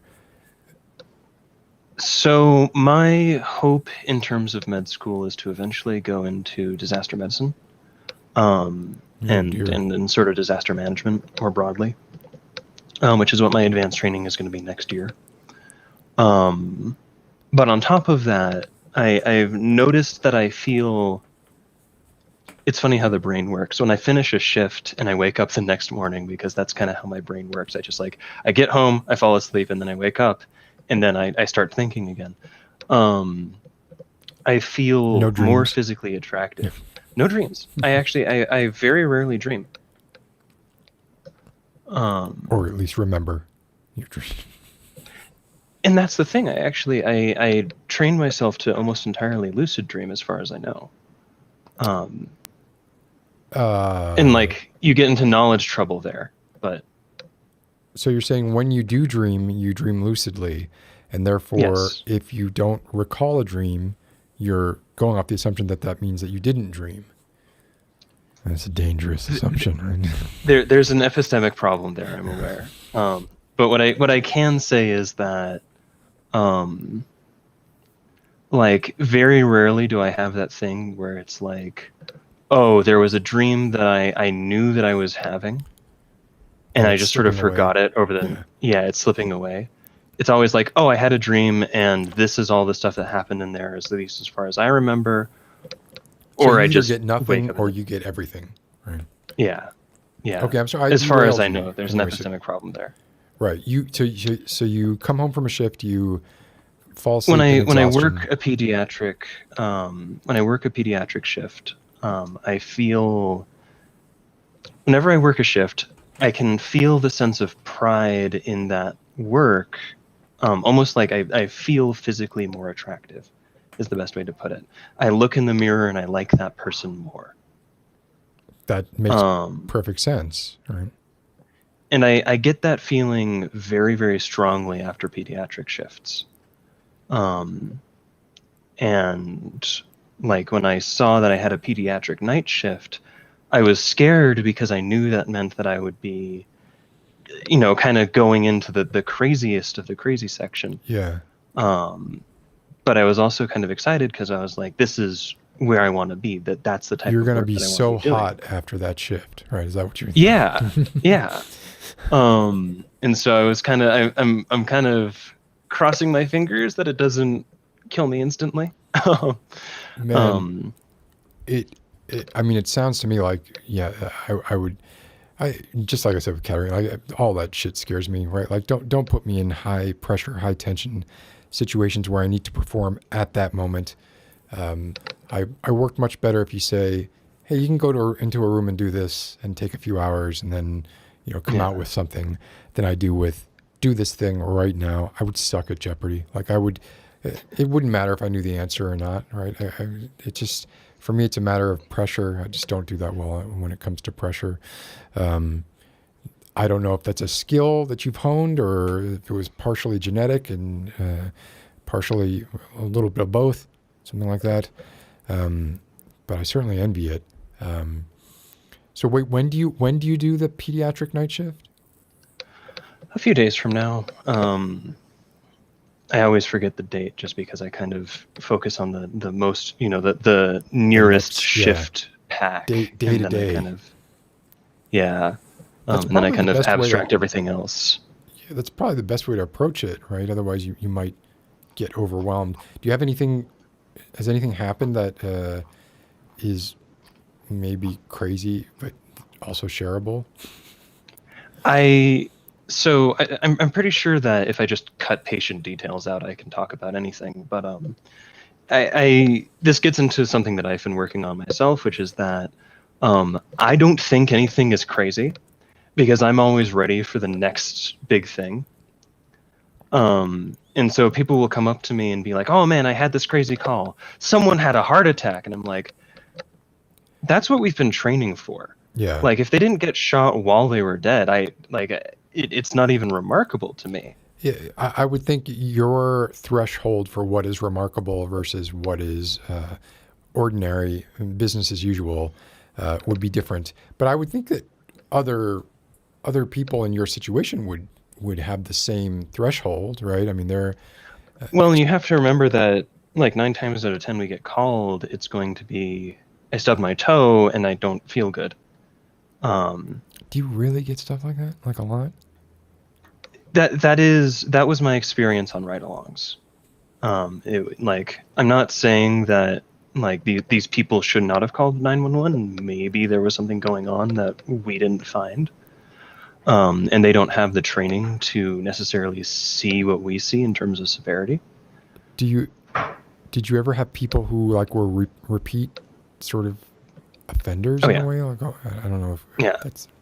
The term for that is a frequent flyer, and it's really unfortunate because those tend to be the people who bad care happens to.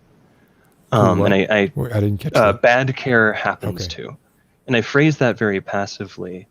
It's not that patient's fault, but very frequently it'll be someone who's like, "Oh yeah, I'm really, really allergic to bee stings, and my favorite hobby is disturbing beehives." And so then, you run 10 calls on this person who's always like, they're having a pretty mild reaction, but they still need to go to a hospital. So you get into this rut with this particular person, and then one day they call you and they say like, yeah, I'm sick, come pick me up. And that's the day that they're having a heart attack. And you miss it because you're just like, you're not even thinking about them. You're just going through the motions. So yeah, that's unfortunate. When you were saying bad care, what came to mind for me was like people who perhaps are brought to the hospital via an ambulance, which I'm assuming a lot here. I'm assuming, when you're brought to the hospital via an ambulance, you kind of bypass some of the initial triaging and kind of stuff that happens in a waiting room, or is it possible you can be taken to a hospital in an ambulance and then just get dumped into the waiting room?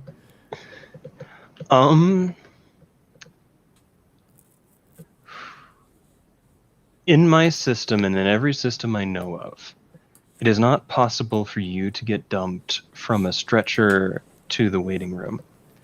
You can spend a pretty long time on that stretcher though, because the hospital only has to get you not into the building, but into the ward. So you run into this awkward thing where technically, because they don't have a room, the ambulance crew has to stay with you and is still technically responsible for your care. So there's even a step, because I know there's the admittance step, right? Which can happen based on what gets evaluated after you're in the emergency room, but in a room in the emergency room, right? So there's a step where, hey, you're in the ward, you're not admitted, you're not in a room in the ward, which is still not admitted, right? Like you're on a stretcher in the hallway, and in those cases, you have to stay with the patient until... Oh, wow. Yeah. Now, it's possible to be on a... Okay, so a little bit of terminology. In my system, we use striker stretchers, which are sort of the classic EMS stretcher. They have handles on the side to lift up and down. And then you have... Are they the yellow ones? Or are they bright yellow? Okay. Yeah. And then you have beds. And beds tend to be motorized. They tend to have handles on the sides. And a bed is something you have in a hospital, and a stretcher is something you have in an ambulance. The reason I make this distinction is because it's also possible to have a hall bed. And if you're on a bed, you're the hospital's job. So gotcha. If you ever get put on something that looks to you like a stretcher, and the paramedics just walk away, that's not necessarily because they're doing something illegal. It might be that you're the hospital's custody. You just also happen to be in the hallway. What a labyrinthine, like stuff that I just never even really thought about, right? And it's just when I come on here, I try to do a little bit of education, just because I think we all appreciate it. I certainly do. But back to the crazy. I don't. That's a pejorative word that I shouldn't use, and I apologize for using it. I just used it, so don't apologize to me. I guess. Well, I apologize to everybody. Yeah. Else except for you. I don't. But extremely out of the ordinary, or out of the ordinary for you. Have you had any of that recently? I'm trying to increase my sensitivity to that. I'm trying to see more calls as critical is the term we would use. Because for me, I'm very much used to the idea of like, well, if they're going to survive, it's not really like it's not the moment I step on scene, the stuff you will die from, it becomes a very, very short list. Right. So if my criteria is what could you die from, then very little is critical to me. I'm not talking about.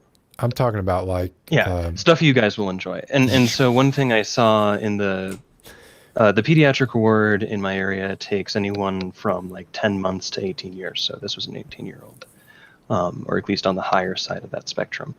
And he was carving up a goat, which was dead. And apparently something went wrong between the knife and the neck. And the head fell on his hand, horns first, and got him like between the bones here. Wow. And I don't think it went all the way through, but like it was very clear that it would have had he not caught it a little bit. Which was kind of funny to me because he was like, as a person, he was fine. He had a great attitude. He's got this horrible wound that, the doctor's putting on a tourniquet so it doesn't bleed too much. And people are talking about like, okay, you may never get the full use of your hand back, we might need to do surgery to reattach some tendons, by the way, what's your pain on a scale of 1 to 10? 4? Oh, get out of here! That person has seen some shit. Yeah. There was another guy who had a hip dislocation. Well, I have more questions about the goat guy. Oh. Go ahead. Did you transport the goat guy? No, that was when I was working the yeah. So by the time you saw the guy, the goat was not in the picture. The goat was not in the picture. No, I used to want to buy a goat once I had a house. I have since been convinced otherwise because I've never heard a good story between a person and a goat. It seems like, unless you're talking about like the Appalachian kind of have a goat as garbage disposal kind of creature that I don't really know. I guess, obviously you have goat's milk, right? That's one thing, I suppose. But I'm assuming this person was carving up the goat for non-religious, paganistic reasons. Said he seemed like a... One would hope. Yeah. Okay. So you by the time you saw him, the goat was gone. It was just the bloody... the goat was gone by the time it got him, but I take your point. Right. I think that qualifies as... That qualifies as compelling and interesting, right? Yeah. So he had severed tendons, right? I have some severed tendons as well that had to get redone. That's like no goats involved in that. You got anything else? There was another guy who dislocated his hip, really young guy. There was a motocross event in town, and we got like 3 patients off of that all at once. Oh, shit. And one of the guys fell and dislocated his hip. And I'm not... It was funny to me because, again, he had a really great attitude. Where, like, it's clear that his leg is supposed to be like this, and it's kind of like this. And it's displaced forward out of the socket. Could some of that be shock? It could, but because of the nature of how he got to the hospital, it was like an hour before he got there. Okay. So he could still be in shock, but I'll preface, I'll spoiler a little bit by saying that I don't think it was for this particular guy either. Because when you have a dislocated hip, obviously part of the problem is that the blood is not getting to where it needs to go. And the longer it stays like that, the worse it's going to get. So the orthodox have to come in and re-socket it. That sounds fun. And the sort of that area is the most, in my opinion, the most muscular and like locked in part, because dislocating your hip is really bad and walking is very important. Right. This is not like a shoulder in the movie where they just go right and get it back in. And so you get, and Orthodox have this look to them. They have the very bodybuilder physique, like sort of stubby and very muscular. Oh, And I so didn't you know get that. Is that two Orthodox. because they're Yeah, doing a lot of physical manipulation generally? Is that okay? yeah. And also when you dislocate a joint like that, the muscles around it tend to seize up in order to protect it. But that also Yeah. means that you're putting all of your energy into wrenching this thing back against where it actually needs to go. And so Oh there's boy. one Orthodox who's holding you down against the bed, and two Orthodox who have got their hands on your leg and are trying to wrench it back in. And in order to make sure that you don't remember this, and also that you don't experience too much pain, for this particular procedure, we chose to give ketamine, or the doctor, chose to give ketamine. Woohoo. Um, yeah, and ketamine is kind of an amazing drug to me because like we put this woman who dislocated her ankle once on it, um, and like we gave her one dose, and she was in San Junipero. I kid you not. She was talking about how it was the 50s again. She was in a dance club with her That was a Black wife. Mirror reference, right? Just so I'm Yeah, okay. yeah. Like I kid you not, this is an older woman. She's talking about, it's like, yeah, my wife's there and she's like 20 years younger and she's Wow. wearing that dress that I loved. And meanwhile we're like screwing with her ankle, trying to get it back in, and like, no, more tape, more tape. So And that's one dose of ketamine. people are working on like all of these high tech ways to get people there, and really, just ketamine is all you need. Yeah, it's just ketamine. And so we put this guy on one dose of ketamine, and the doctor's like, "So how are you doing?" And he's like, I'm still here. Still hurts a lot. Okay, well, we'll give him two doses, and two doses is kind of the maximum, that we really want to give. So you give him another dose. How are you doing? Oh yeah, I'm still pretty much here. Okay, well, we're going to give you a third dose. Wow. And then he's like, kind of like, okay, yeah, no, I can kind of feel it. I'm a little bit out of it. Probably one more dose would do me. All right, start pulling. And like, he was just out of it enough that he didn't connect the two. And so of course then you have these two very muscular Orthodox, wrenching the nub of the bone across the pelvis, to get it back into the socket. Yeah. And he's screaming as loud as he possibly can. And the dad decided to arrive at the hospital at just that moment and wanted to come through the curtain. And he's like, "Yeah, no, I'm ready to see my son." And then he just starts screaming. Wait, And who starts screaming? the son. Okay, got it. And so Right at the moment the resocket. dad was. Yeah, Okay. yeah. And so we resocket the hip. And of course, being ketamine, the doctor asks, "So how are you doing?" "Oh yeah, I'm fine." That hurt a lot, but like not really. So he was screaming, but was able to recover very quickly. Yeah.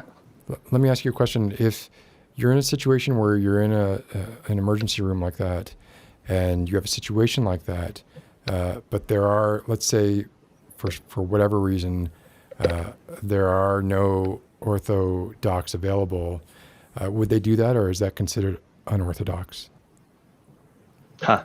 But Come on, that was great. that was great. A fantastic joke. That was great. I had to figure out if it was a joke or not, and I looked up so I couldn't see your face. I'm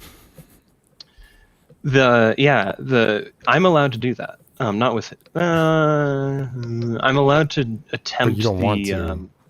The reinsertion of any joint one time if I think it'll be successful.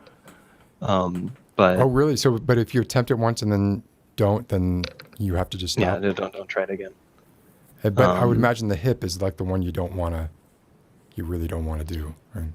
Yeah, well, and it takes a lot of force, and the unfortunate thing about dislocations is that it's hard to tell whether there's a break involved. So, like with that lady who I was talking about who had the ankle dislocation, we actually put it back in place so that it was correctly socketed. And then when, like, everyone kind of let go to like go get the casting material. It just slipped out again because her tendons were like snapped and the like the ball and the socket were shattered. Oh shit. So we had to do it again and then like cast it while people were still holding it. Yeah. Oh god. Well, I guess I mean, I have no idea, but it seems like if it was able to slip out that easily, maybe it wasn't that hard to slip back in. I don't know. Was that it wasn't with that ankle? It wasn't so hard to slip. It wasn't so hard to get in place because of the force involved. It was hard to get in place because of the like angles and trying to feel your way through the anatomy. Got it. Because it's one of those things like putting a set of keys in a leather bag and trying to figure out which key you're holding. That's a good way of putting it, and slightly disturbing way of putting it. Yeah. So every week for you is an eventful week, pretty much. One would hope. Yeah. Yeah. But you're doing okay outside of work. How's without and that's kind of what I was gonna. No, I'm doing pretty well now. I recently had the realization that not like a few days before my first shift was the first time I had felt like attractive and happy and just good since a few months into the relationship that I left recently. Right. And like my relationships with my friends have been much better, and I've been connecting more with my sort of cohort, and that's been really great for me. That's good to hear. Yeah. So you feel more grounded and I guess the word safe is probably not the right word to use, but I would say I feel safer, like emotionally more so than physically, but right. Man, well, I mean, I'm happy for you, Nick, and yeah. I see you on. I don't do a lot of talking on Discord, but I definitely see you on Discord, and you're very helpful, helping people out a lot, and I definitely appreciate that. And I don't know if you saw, I have a thing here. I heard. This is not where your carotid is, I'm told. So No. The only thing I would worry about there is, it could be. The only things that I would be worried about there would be your trapezius, which probably wouldn't do that. Possibly a lymph node. I'm not too familiar with those, or some sort of vein. But if you can do what you're doing right now, then it's not a vein. Yeah, I can move it around. It's fun to play with. Yeah. My honest suspicion is that it's just I shouldn't use that word. Lipoma. There we go. What was the word you were going to use? I was going to say lymphoma, because I forgot which word that I meant. And a lymphoma is far worse than a lipoma. Right. Because a lipoma is just, you've got weird gamer muscle. Yeah, my ex's diagnosis was chill out, get a CBC, when you can, and try not to worry about it. But I just sit there all day thinking about it, so it's great. Yeah. Well, they make all sorts of lovely benzos now. Hey, I mean, I've got clonazepam and alprazolam on hand at all times. I'm Woo. It's not woo for me. It gets me through the day, but I'm sorry. I take a cavalier approach to those. Hey, look, I've run into these situations where I've been taking them for a while, particularly the clonazepam, right? Like a Xanax, I'm not a huge fan of, mostly because it gives me kind of a hangover. But if I have like a breakout episode, I will, obviously take it. But I've been taking clonazepam for a really long time.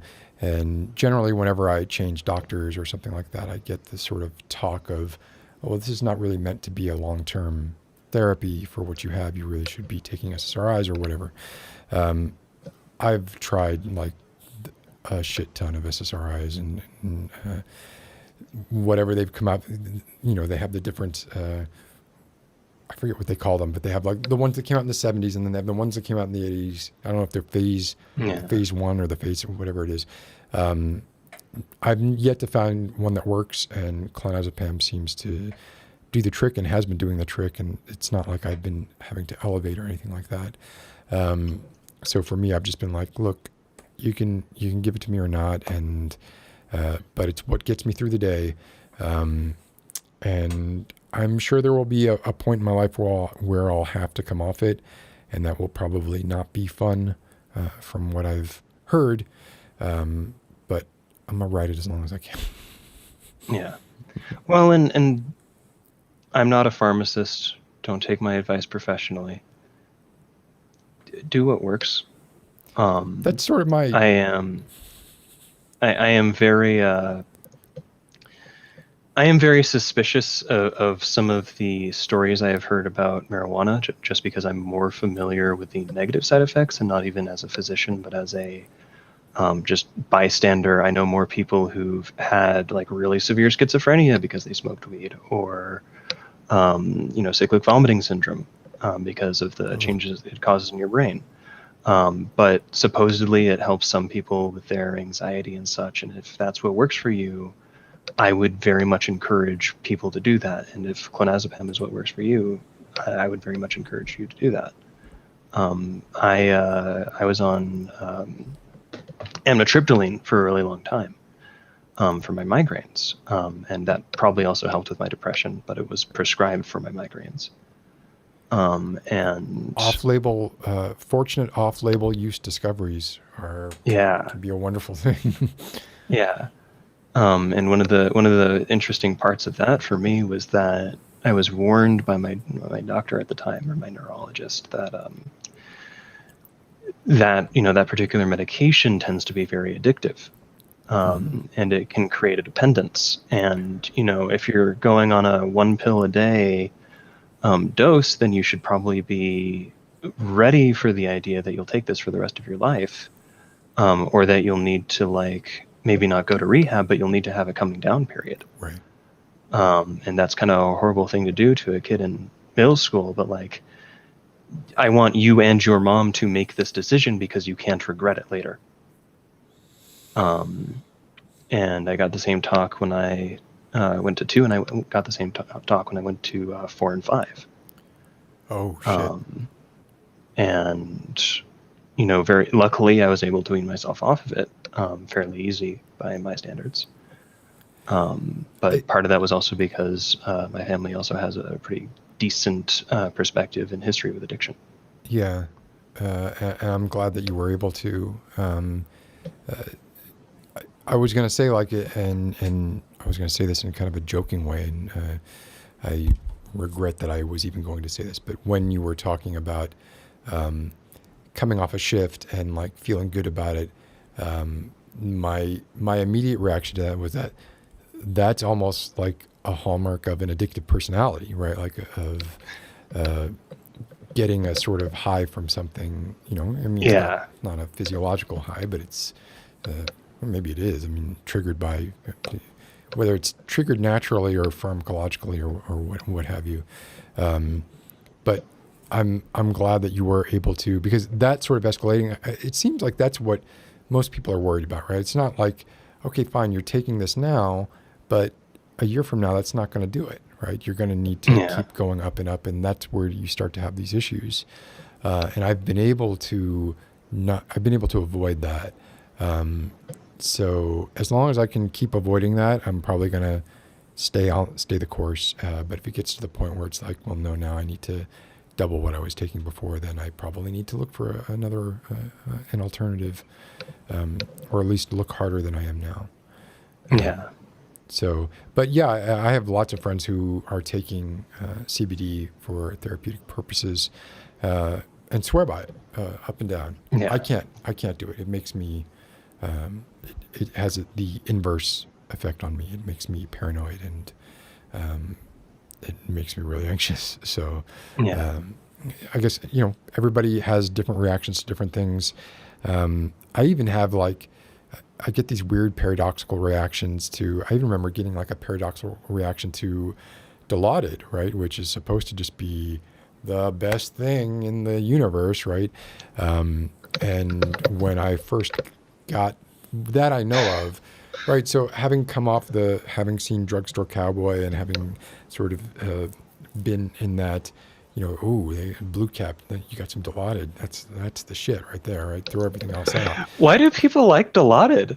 Well, I got to tell you, This is so surprising to me. when I got it, when I got it in a clinical setting, right? When I had appendicitis and they gave it to me, my first reaction to it was I thought it was the most frightening thing ever, and then about 10 seconds later, I thought it was the most fantastic thing that I had ever had in my life. Much like the ketamine experience you were describing, with the San Junipero. So this is the thing. Sorry, no. Go. I'm going to cut you off a little bit. The reason I'm so confused and just amazed by this is that Dilaudid is just morphine. Dilaudid is morphine just concentrated, as far as I'm aware. The common trick is someone will go, oh, like, I don't know about 7 milligrams of morphine. Like, what isn't that too much? And you're like, okay, fine, give them 1 milligram of Dilaudid, because it's just concentrated morphine, as far as I'm aware. There is a molecular difference, and there is a difference on, for instance, or at least from what I know, right, like on QT intervals and the effect on QT intervals. I think morphine does have can extend the QT interval, but Dilaudid does not. So there's some difference there. I forget what Dilaudid is. Dilaudid hydromorphone, or that's morphine. Is hydromorphone hydromorphone and Dilaudid are pretty similar, as far as I'm aware. One is a trade name and one is the chemical name. Gotcha. Okay. In terms of QT prolonged, I opened up my formulary. Yeah, there could be differences I'm unaware of, but like in my formulary, they're literally just listed as there's a slight difference in terms of the histamine release and the euphoria, which might explain the paradoxical reactions you get, and there's a difference in how quickly it peaks, but that is the only two difference. Does Dilaudid peak quicker? Yeah. Yeah, that's I'm pretty sure. That seems like what it felt to me was like I was getting this feeling. My immediate reaction to like any change in the status quo is fear, right? So even though it was a euphoric feeling, I was afraid of it, and so that was initially what triggered the anxiety, and then I just sort of leaned into it, and that shit was great. And at that point, after I was in the hospital for maybe 2 days or something, and I was kind of looking at my watch being like, when is that Dilaudid coming? And I could see how easily that would be something that you would just need over and over and over and over again. So when they switched me to pills, like on the 3rd day or something like that, I was like, oh man. What was I had? Oh, right. If you don't mind talking about your medical history, this is something I try to do just because it shocks me that people don't know this. When you say paradoxical reactions, are you talking about like the sort of the twitching and the feeling like you need to jump out of a plane or like run away? Yes. That is one of the that's frequently like a dying cockroach, right? Like need to get out and get somewhere. I'm guessing it's some primordial sort of reaction to when your brain thinks it's in the final stage of something. For some reason, it wants to move you somewhere. So I don't. It sounds like the context you were getting these in were a hospital, and so I'm not going to say, oh well, you should grab this. But classically, when we give a medication that has those effects, especially if we know the patient has that reaction, we give Benadryl. And that's why. Go ahead. Well, to be fair, this was when they first gave it to me, the first time they gave it to me, and then it literally lasted seconds, and then I was good to go. Okay. What I'm trying to say is that my standard of practice is to give Benadryl when we give medications that have that. Any side kind of effect. histamine, I'm not. possible histamine spike that could, Yeah. yeah. Well, maybe not. Like certain medications do the histamine spike without the EP reactions, but like if we're giving like some of our nausea meds, in fact, something you might find interesting, I've been learning about a mixture that's delightfully called the B52 in our hospital that's known for psychiatric stuff. And it's 50 milligrams of Benadryl, 2 of haloperidol, which is the hospital benzo. Haldol? Is that Yeah. Yeah. And then a little bit of Ativan. just like a cherry on top of the? Yeah, just a little. Just a bit of Ativan. Yeah, I want to say it's also 2 of Ativan, but I could be wrong. And so, like, and that's just done, like, just preemptively. And so it's my point being, if you have that reaction going forward, and no one has told you before, I want to spread that information as much as possible. I appreciate that. Look, I don't want to get in a situation where I have to take Dilaudid. Yeah. Right. If that's the option, something Yeah. must have gone wrong before. And yet there is some amount of comfort in the idea that, well, if I am in a situation like that, there's one upside, right? Yeah. Sort of bright side of life sort of stuff. Yeah. Yeah. Man, Nick, it's always wonderful to talk to you. I don't want to take up too much more of your time. I want to remind you about the Book of Reminders. Maybe it's something you could carry with you, you know? Honestly, there are some patients who just need a reminder. And yeah, you just pull it out. And when they ask, they're like, look, I need drugs now. You say, you don't need drugs. Here's what you need. Yeah, just You need remember to know breathe. that breathing is your first love. Yeah. And say that to someone as you're intubating them. Just breathing is your The first day I love. live intubate someone, oh boy, Oh, I am going to be so funny immediately after, because I'm not going to be funny while I'm doing it. but as long as you're successful, it goes into Yeah. the lung, not into the stomach. Because Well, okay, so I'm going to get into this really quick just because I have to. So hopefully most people who are intubated are not aware of the fact that they're going to be intubated, because they're not in a place where they can Right. be aware. Except there are some people for whom we need to go very quickly. And we need, and like, because of, a variety of circumstances, we actually kind of want them to be awake. And I'm going to give a really quick trigger warning here that the injury I'm about to discuss is frequently associated with self-harm. Typically, when we see a live intubation, it's someone who has injured their jaw significantly, and particularly if they've destroyed the mandible. are we talking and about so- gunshot stuff? Yeah. Okay. Yeah.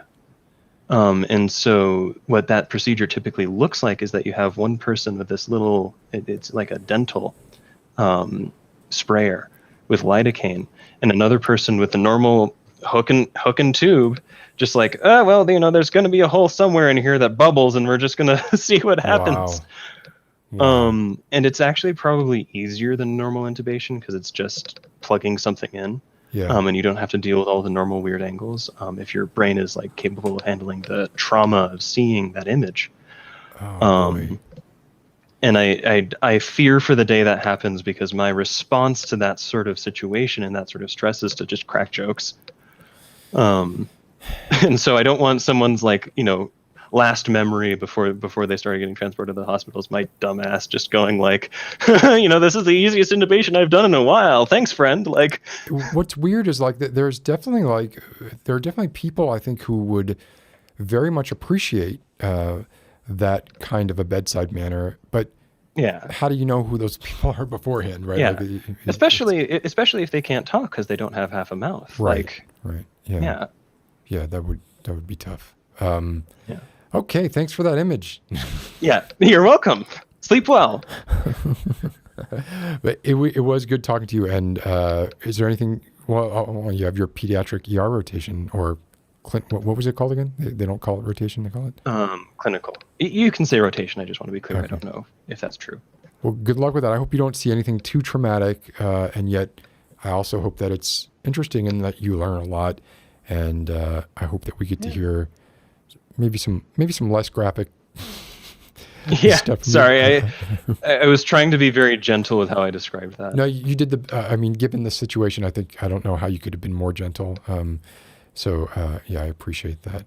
And thank you for laughing at my unorthodox joke. Feel free to use it, if you want to. Oh, I will. I steal so many jokes. And I'll see you in the chat, hopefully, or talk to you again soon. All right. Talk to you soon. It's good talking to you, man. Bye-bye. Oops. Cut him off at the end there. I did send one more invite out, but I didn't get a response to it. And we're coming up on 3 hours now, so I think that'll probably do it. We got a lot done today. What did we do? We talked about lenses. We talked about the Book of Reminders. Oh, wait a second. Just as I was saying that, the call came in. I think just under the wire. Let's see if this works.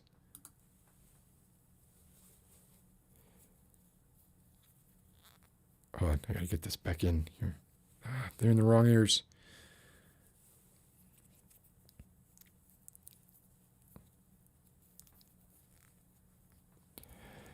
Okay, so you, like I said here, right under the wire, we got the person as someone who, if your jukebox is not playing the right song or a song, and you need someone who is like clearly in their 40s, but for some reason is hanging out in a leather jacket with a bunch of teenage kids in a 50s diner. This person as, I think, security officer of the funds. I think that. However, his name here is Jason W. So let's get to the bottom of this. Hello. We've talked before. Yes. That's okay. I'm sorry. I forgot there for a moment. I couldn't really see you that well on the green. When you're in the green room thing, it kind of fades out the face.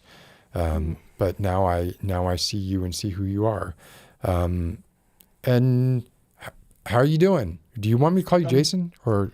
You could call me Jason. You could call me Fonz. You could call me Jay. Whatever works. Jay Fonz. That works.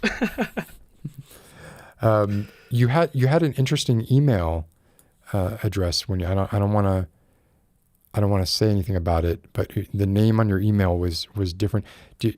What's your job again?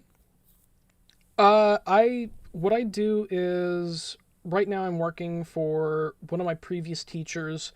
He runs a retro gaming magazine. Oh, I'm sorry. I know exactly who this is now, Jason. I'm sorry. I should know by now, and I apologize. Yeah, we're on LinkedIn. Yeah, and you are working on. What are you working on professionally, and what are you working on non-professionally? Well, I don't have anything too professionally right now. What I'm doing is I do editing for the magazine. We also have a website that we have for that. I'm not going to advertise that. Well, go ahead. But okay, it's called oldschoolgamermagazine.com. We have people all over the place, from California to the Midwest and New York, and we just talk about different types of video games from the past and arcades and stuff like that. So you look pretty young, right? Yes. Right. So would you say your interest in retro gaming, where do you think that comes from? A lot of the interest of retro gaming is just because that I grew up with a lot of older types of games. When I was very young, I used to play stuff on like the PS2, PS1, and my cousins, they had a Super Nintendo, so I'd play a lot of games on that too. So it's just basically the stuff that you grew up on as a kid, which now, right, Yeah. okay. But you even go back further than that, or people do go back further than that, like to stuff where you wouldn't have even been around for it, right? Stuff that came out in the, Yeah, stuff like Namco's arcade machines that they had back in arcades back during the 80s and 70s and such like that.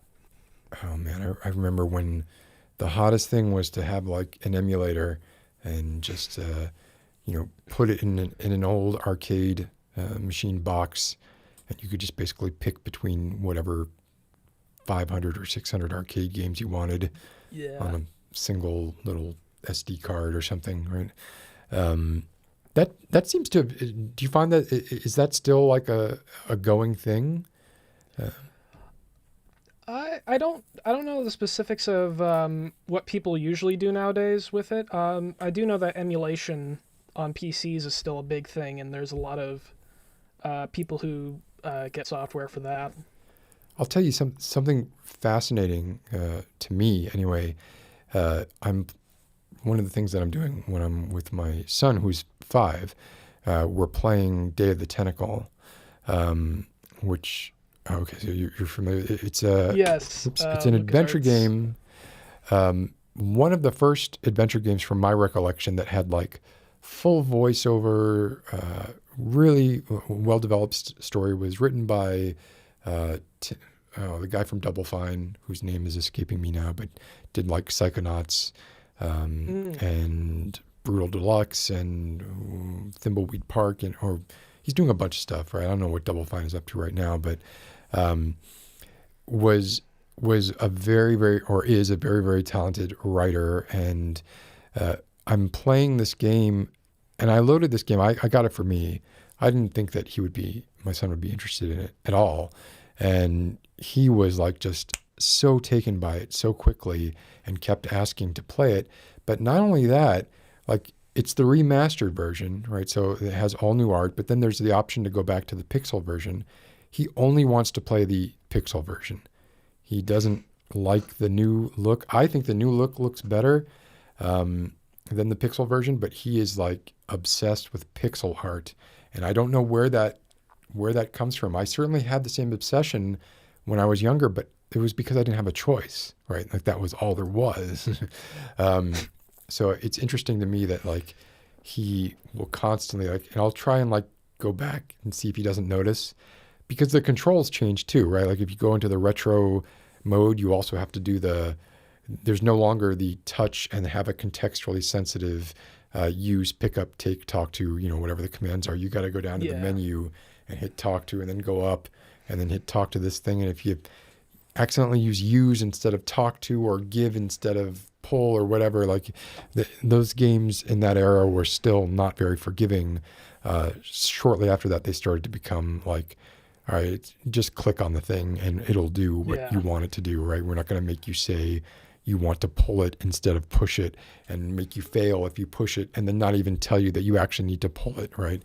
Um, but I found that fascinating. I wonder if I actually wonder if that's Minecraft fueling that, because he was a big Minecraft fan.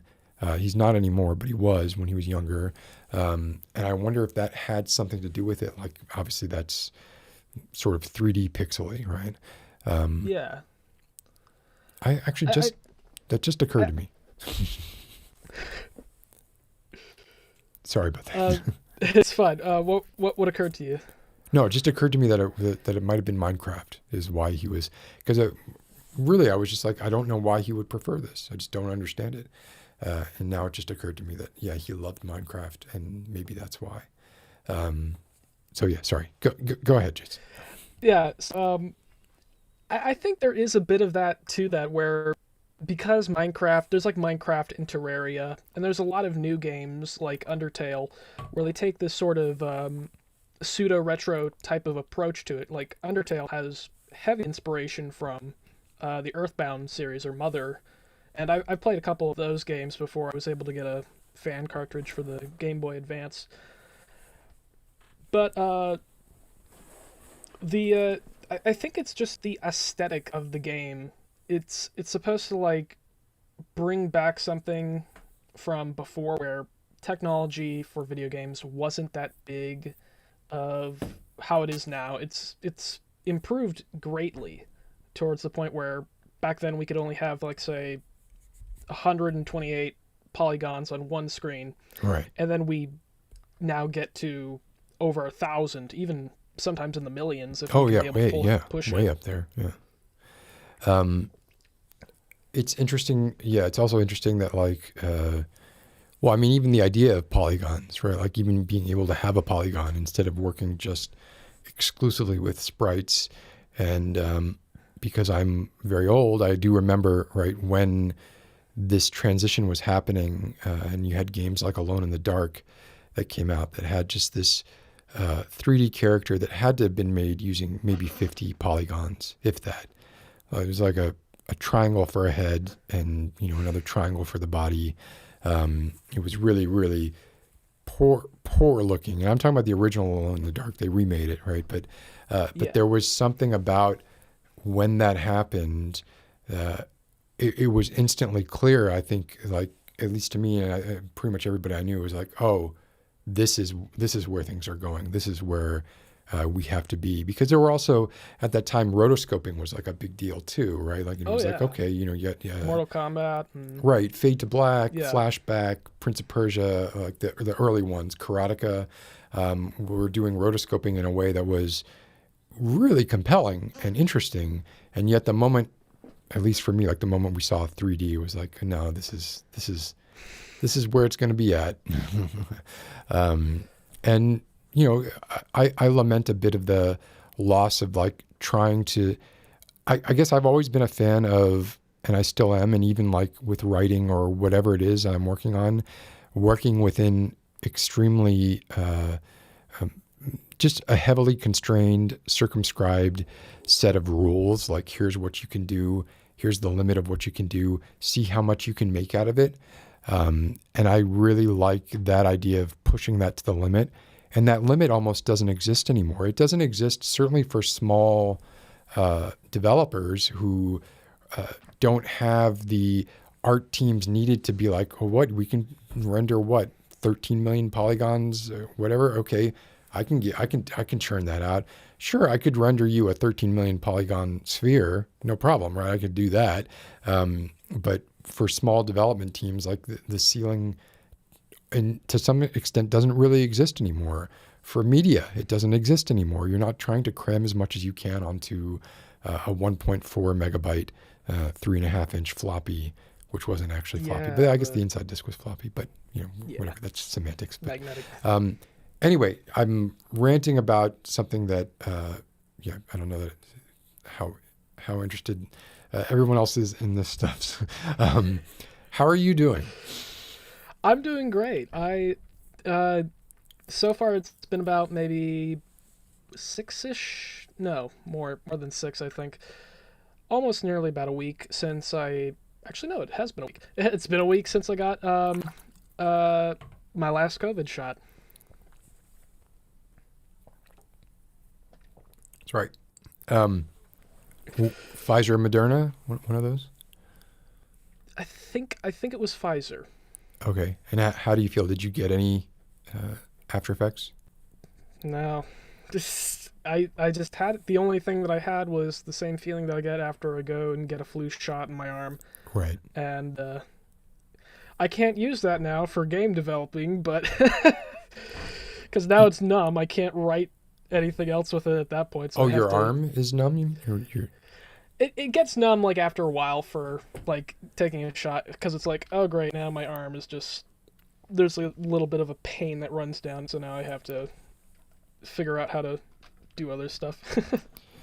So do you feel a sense of relief? Do you feel that kind of, any kind of palpable like weight being lifted, that you're not, I mean, you're a young person, so you weren't really in this strata of, if you get this, you might end up with Nick intubating you or something, right? Like, Yeah. but you still, I mean, it still has to feel, well, I'm guessing, and I'm going based on how I felt, right? Like, I just felt like a weight had been lifted, and that as more time went on, it was like, wow, I'm going to go into a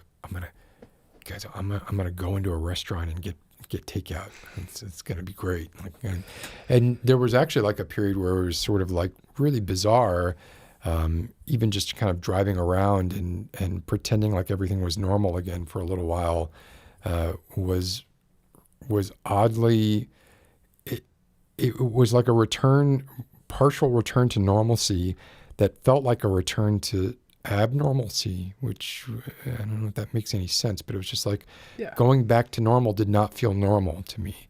So I'm wondering if you experienced any of that or anything like that. I'd That's say a no. sort of. It's like it's a bit of a yes and no sort of situation. Yes, I'm young, so I wouldn't have as much of a risk because my immune system would still be Yeah. pretty well there for taking care of myself. Thanks for But rubbing that yeah,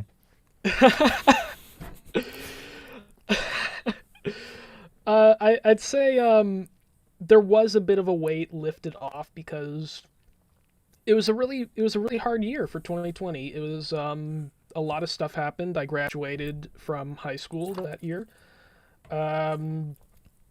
What a year to graduate from high school. So you weren't able to have Yeah. any end of year ceremonies or anything like that? Not like how it would have been, say, like in 2019, where we could go to like we could go rent out a park and be able to have people come over and have Yeah. a graduation party or anything like that. It was more or less just cards from people that and it was more friends and family than anybody from school, sadly. But I still got a couple from school from some close friends, and that's always good. Right. Yeah. But that is like generally, that's a super memorable moment in most people's lives, right? When they do that. And unfortunately, like you are going to have to, I mean, I don't know if you're going to university or something after this or replace that with something else, which just sucks. I'm sorry about that. It's fine, but I mean, I just finished. I actually you spoke about university. I just finished my first semester of college just yesterday, and to showcase that I have a weight lifted off of me, I went and got McDonald's. That's a perfectly valid means of celebration, especially if you get like Yeah. a McFlurry or something. No, the machine's always going to be broken. Oh, really? All right. That sucks. It's that's just how it goes. So you graduated or you completed your first semester of college. That's what just happened. Your freshman year, Yeah. first semester. How was it? All remote? What was the? All of it was done just online for most part. Some people I think could do it because it's a community college that's based in the center of our state, and it has several different university campuses scattered about within sort of the middle area of Can the you say state. what state that is? Iowa. Iowa. Okay. Yep. You probably told me before. I'm sorry. Probably. I don't remember. So do they have a plan? Have they told you anything about like what the fall schedule is going to look like? I did hear that for fall there is going to be a lot more in-person campus classes, so that'll be interesting. Very very nice to get out of the house and just do stuff. Yeah, even just like it's so weird. Like even just the idea of just like going into a room with desks with other people in it and listening to somebody talk, right? Like it's just. I mean, who would have thought that could be like a novel thing that's like, oh, I can't wait to be able to do this thing again, right? Yeah. So this is you are in a way, right? I mean, I do feel bad for people who are in your particular age range for this happening then. But this is going to be like a hallmark of your life, right? You're going to be able to is probably the poor way to phrase it, but No. look back and say, yeah, my final year of high school was during the pandemic. And you experienced the entire panoply of going from everything was regular, everything was completely screwed up, and then now in college, hopefully, as the years progress, things will go back to not just a semblance of normal, but what we would just consider background radiation normal, I suppose. Yeah. So, I mean, you do have it's a generation-defining experience, really. So it's kind of like, oh, that sucks. It's also kind of like, congratulations. So, yeah, We passed the pandemic, so we're good. Man. And then you're going to tell your kids, right? Like when they're in high school, you're going to be like, well, my final year in high school, I couldn't even go. I had to sit at home, and they're going to be like, man, I wish that I could stay home. And you're going to be like, no, you fucking don't wish. It was horrible. And they're going to be like, I don't fucking believe you. It's going to be a whole thing. There's going to be sitcoms about it. It's going to be terrible. Yeah. It's going to be like old people used to say, like, back in my day, Exactly. I used to go out into the snow to go to class. And it's like, here we are, we're just like, we couldn't even go to class. I enjoyed. The world was shut down. Can you do more, old man? Because I like that. I need my pills and my glasses. That's an excellent old man. I apologize to anybody if we have anybody past the age of 50 or 60 within our 50 or 60, huh? Audience here. Yeah. If we have anybody, we anybody definitely who do. is I mean, you're talking to Oh somebody. gosh. I'm a year and a half away from 50, so farther away. So okay, we'll go farther away. We'll say anybody within the age range of 70s. Let's say 80s. 90. Let's go 90. Yeah, 90s or 100. When we're talking about old people, we mean 90 plus. Yeah. Oh boy. I'm close to 20. So apparently nowadays kids are saying once you hit 20, you're a boomer, and I'm like, what? That doesn't make sense. Yeah, that doesn't make any sense. I envy you, your telomeres and your the implied longevity that they bestow upon you. Don't waste them if you can avoid it. But is there anything else you wanted? I realize we haven't been talking that long, but this was kind of at the tail end, and I'm a tired old man.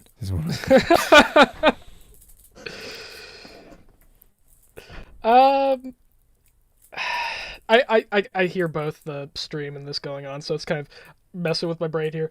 But I can't really think of anything else to really talk about.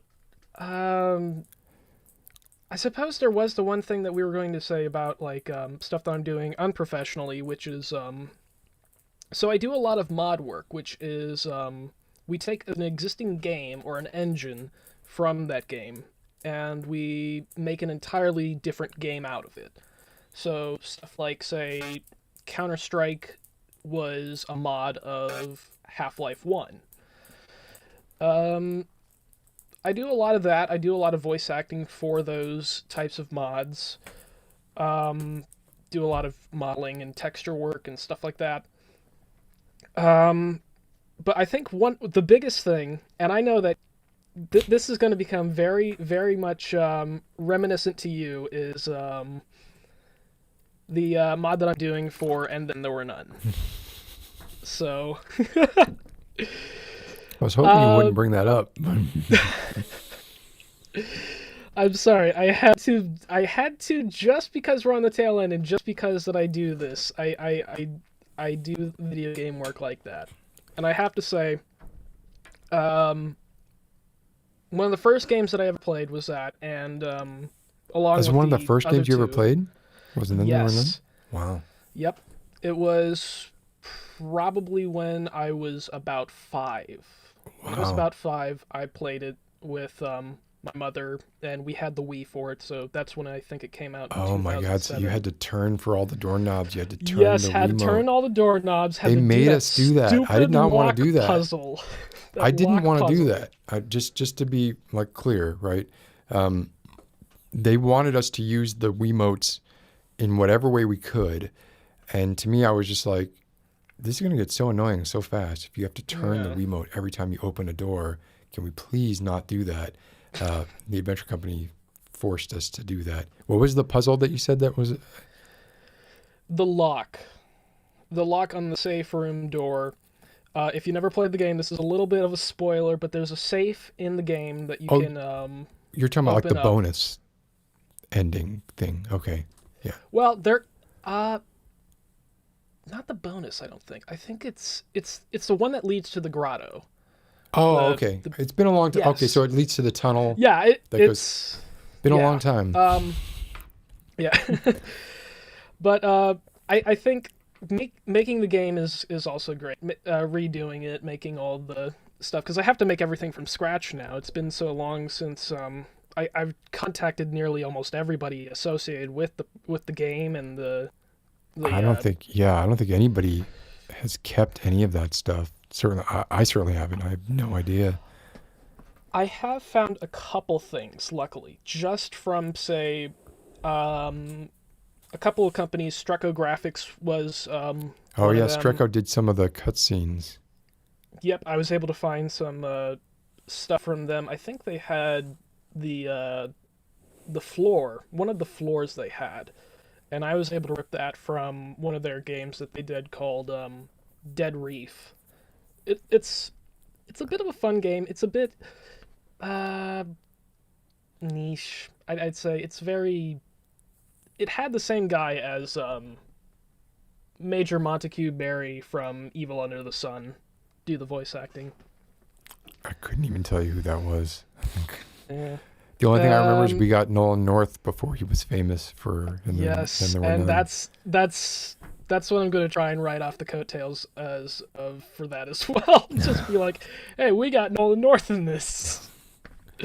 And But, the reviews I remember at the time made fun of the fact that, like, we had to populate the rooms with it as much as we could, and so there were a lot of radiators, and so every hotspot you could click on every radiator, and he would just say, "A radiator." A radiator. Can't have enough You of can them, have really. many of them. Yeah. And so they were like, every room, every screen, there's a radiator you can click on, and he says the same damn thing over and over again. It's funny, but it's like he's not wrong. I mean, in old houses like those, you would need radiators Well, because the line was written as a the line- joke, right? Yeah. The line was written to be like, oh my God, we have radiators everywhere, and I'm going to draw hotspots around every one of these radiators, and make sure that. I have to model them now. Yeah, and so let's go ahead and reference the fact that we know what we're Yeah. doing here is going to be annoying, or at least ubiquitously, at least ubiquitous. Period. Right? Yeah. And just radiators everywhere. There's a few like making. Do you remember the music for that game? Yes, I listen to that music as background music all the time. I love every The piano single music, the piece. dun dun dun dun dun dun. So I recorded. I wrote and recorded that when I was about 19 years old. Had it on a cassette tape, and one day I was just like listening to this cassette tape, and it was while we were making that game, and I heard that, and I was like, oh, this kind of sounds like it could fit, and I went ahead and like put it in, and I re-recorded it obviously, and Yeah. changed. I added a part or something, modulated it up a bit or something, and Adventure Company ended up like loving that. They used that theme music on their website. They used it, and I was just like, wow, that's nuts. This was just like a throwaway thing that I had sitting on like a sequencer on an old Korg Yeah. piano synth that I had, in a studio apartment when I was, back in 1996 or something like that. I'm going to write that down just because I'm also doing a bit of a trivia section for the game, because a lot of like for like developer commentary and stuff like that, that's always ubiquitous with Source Engine games. Because I'm working with Source 2 for this one, so any type of information that I can find about it like that is always cool. I love development history like that. Well, this probably, it's just since we're talking about music, this probably isn't as interesting, but I did also for the end music, I did something for the end music that I then ripped off when I did a series called Pioneer's Lash. I was doing like a murder mystery series. The theme for that is actually the ending music for And Then There Were None. Because I did it and I was like, so why can't I use it? I wrote it, so Yeah. I'm going to use it That for would have there. been what was that one? It was like the dun dun dun dun dun dun dun dun. That It's one? Oh, that one, yes. When the coda, I believe it's called Yeah, in it's the right at the end. FMVs. Yes. yeah. I love that. I've been trying to get that isolated so I could Yeah, sort you of can just look at work any of it the in. Pioneer's Lash videos. I re-recorded There we go, yeah. the song for Awesome. that. That's awesome. Yeah, I never got in any trouble, or at least I haven't gotten in any trouble yet. But yeah, that was a fun game. We had a lot of freedom. There was like maybe 7 or 8 of us that were really actually working on the game, and I think there were probably a lot more names in the credits, but those would have been like QA testers or people on the adventure company side, not people Yeah, who were all actually of doing the the developing. Yeah, like we they really had had one guy who was doing all the 3D modeling. who was that? His name was I was Chad. I don't want. Well, I don't want to. Well, it was Chad Reed was his name. I think. Yes, I know who that is. Yes. Yeah, and he did he did like when we were pitching. It was so weird because like when we were pitching the idea that we could do this, we agreed. Me and Chad and a couple other people agreed to stay, a couple of weekends to do a demo to prove that we could do it to the adventure company because we had done SpongeBob games before that. Yes. Yes. So we stayed a weekend. Chad modeled like a house that he did this model and this render of this house. It's not the house that was used in the game, but it is it the the one house that that's- ended up being on the cover Yes. of the game. I Yeah. know that one. Yeah. So it was very odd. Like he modeled this house. We used like a little bit of it just to have a couple scenes where we could have Poirot walking around, even though Poirot wasn't in the game. Yeah. So we did this demo with Poirot walking around the outside of that house.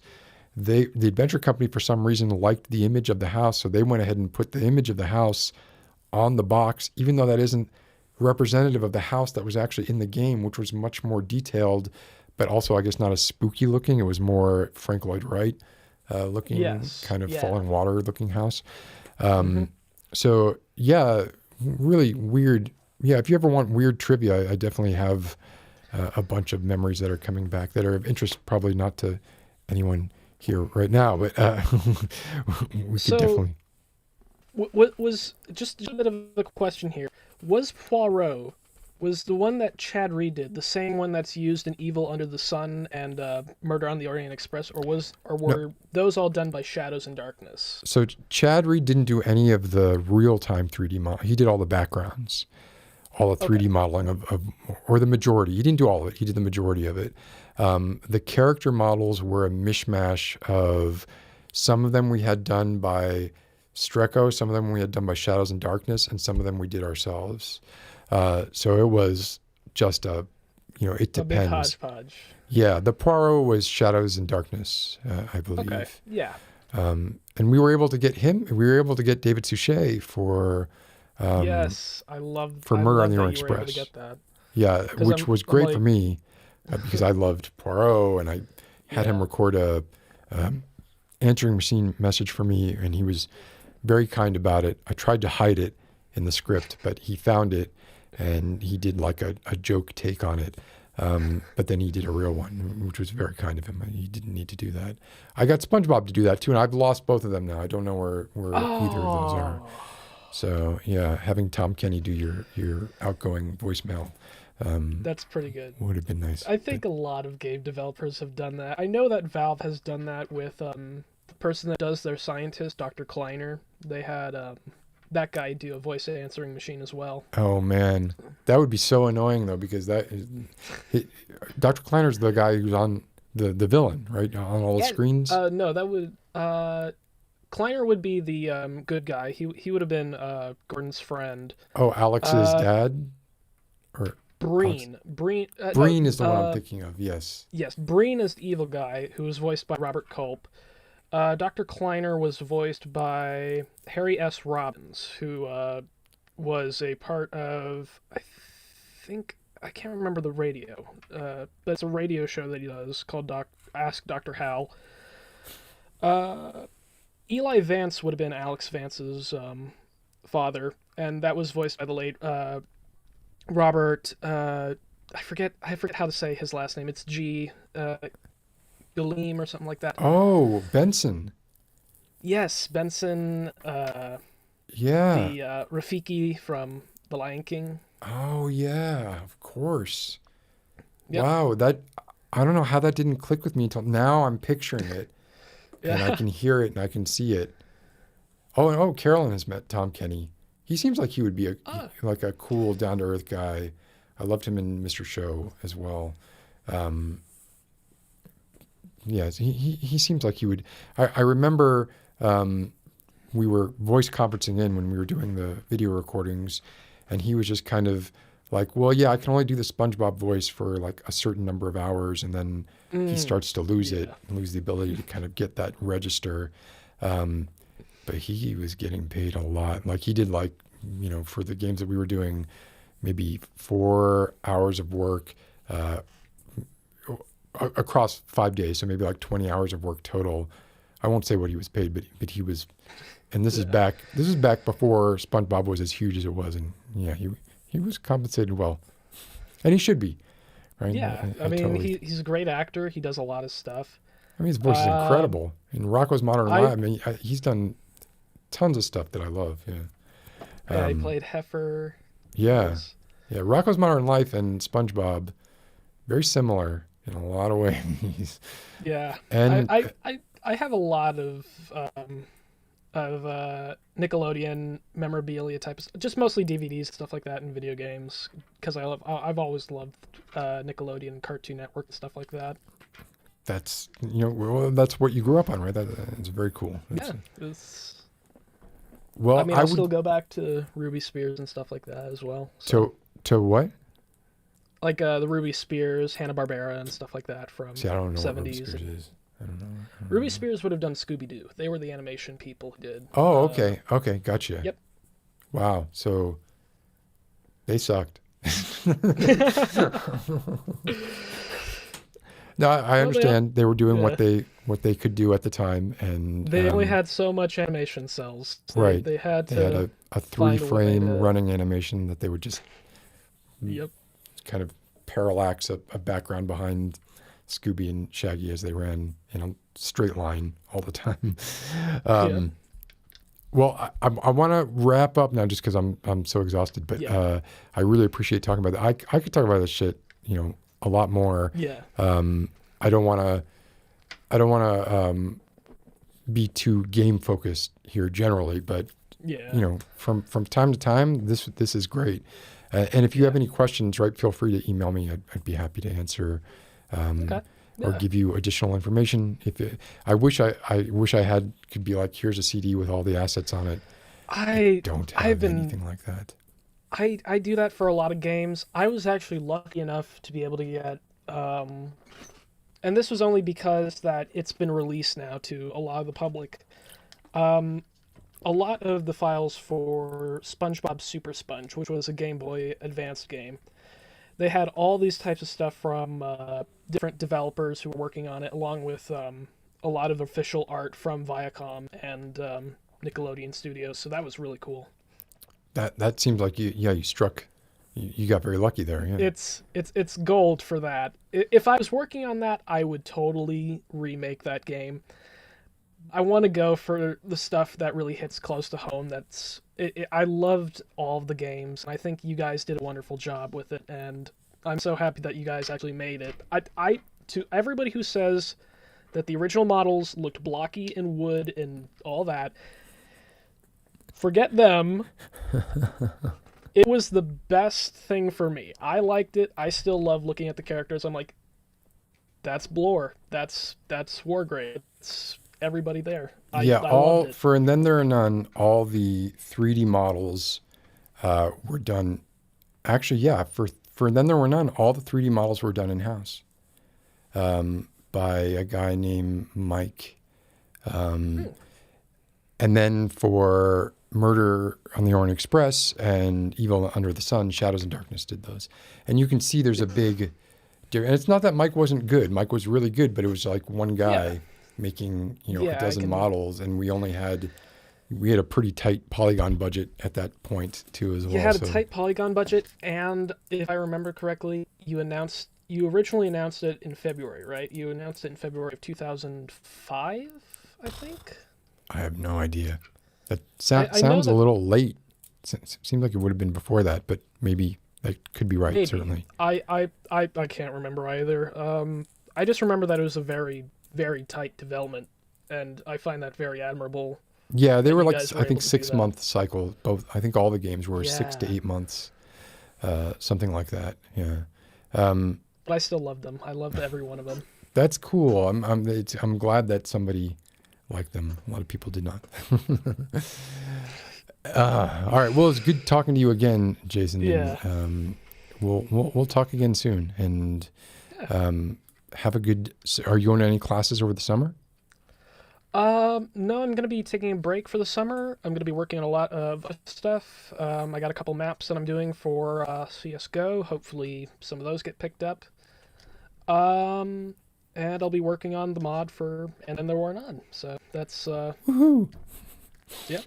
So I'll be working on a lot of that. That's great. Okay, well have a good summer, and like I said, let me know if there's anything I can do, let me know. Alrighty. All right, thanks. take care. Yep, see ya. Oh, that was fun. Did I say Miami yet? I said Miami like in the first 5 or 10 minutes. Thank everybody for sticking around, and look, it fits with the color scheme, the kind of golden color scheme we're going for here. A little bit of the soundtrack from Tenet.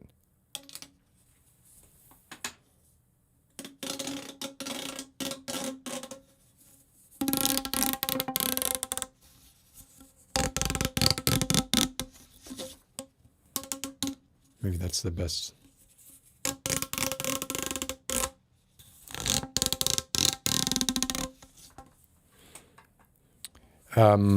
Tenet now available on HBO, I saw. So yeah, the thank you to everybody who called in. The sort of wrap up for this is PlayStation 5, Resident Evil 8, hopefully Friday. But it's not a promise. That's just a hopefully. And then I will be, unless something comes up, I'll be streaming next week. But as far as special guest appearances, we're looking at right now the 12th and the 26th. And then hopefully, more after that. I'm going to have to work on my talk skills. People say stuff. But yeah, thank you all again for hanging around. I feel like I just ran I don't feel like I ran a marathon. I would be calling Nick if I ran a marathon, or someone else would be calling Nick on my behalf. I think that's what would actually be happening. Oops, that came in loud. Didn't mean for that to come in so loud. That's supposed to be the the wrap it up music. It's supposed to be nice and soft and kind of hanging out back there. Just be sure there's not any last minute. Yep. Said Miami. Oh, Mrs. Candy. If you go by the tenets of Tenet, Tenet has always been available and will always be available. Thank you all. Thank you to the mod. This is GG. Thank you for calling us out. Thank you, mods. I don't say this enough. And I still can't, I can't even see who mods are on this, although I know who they are.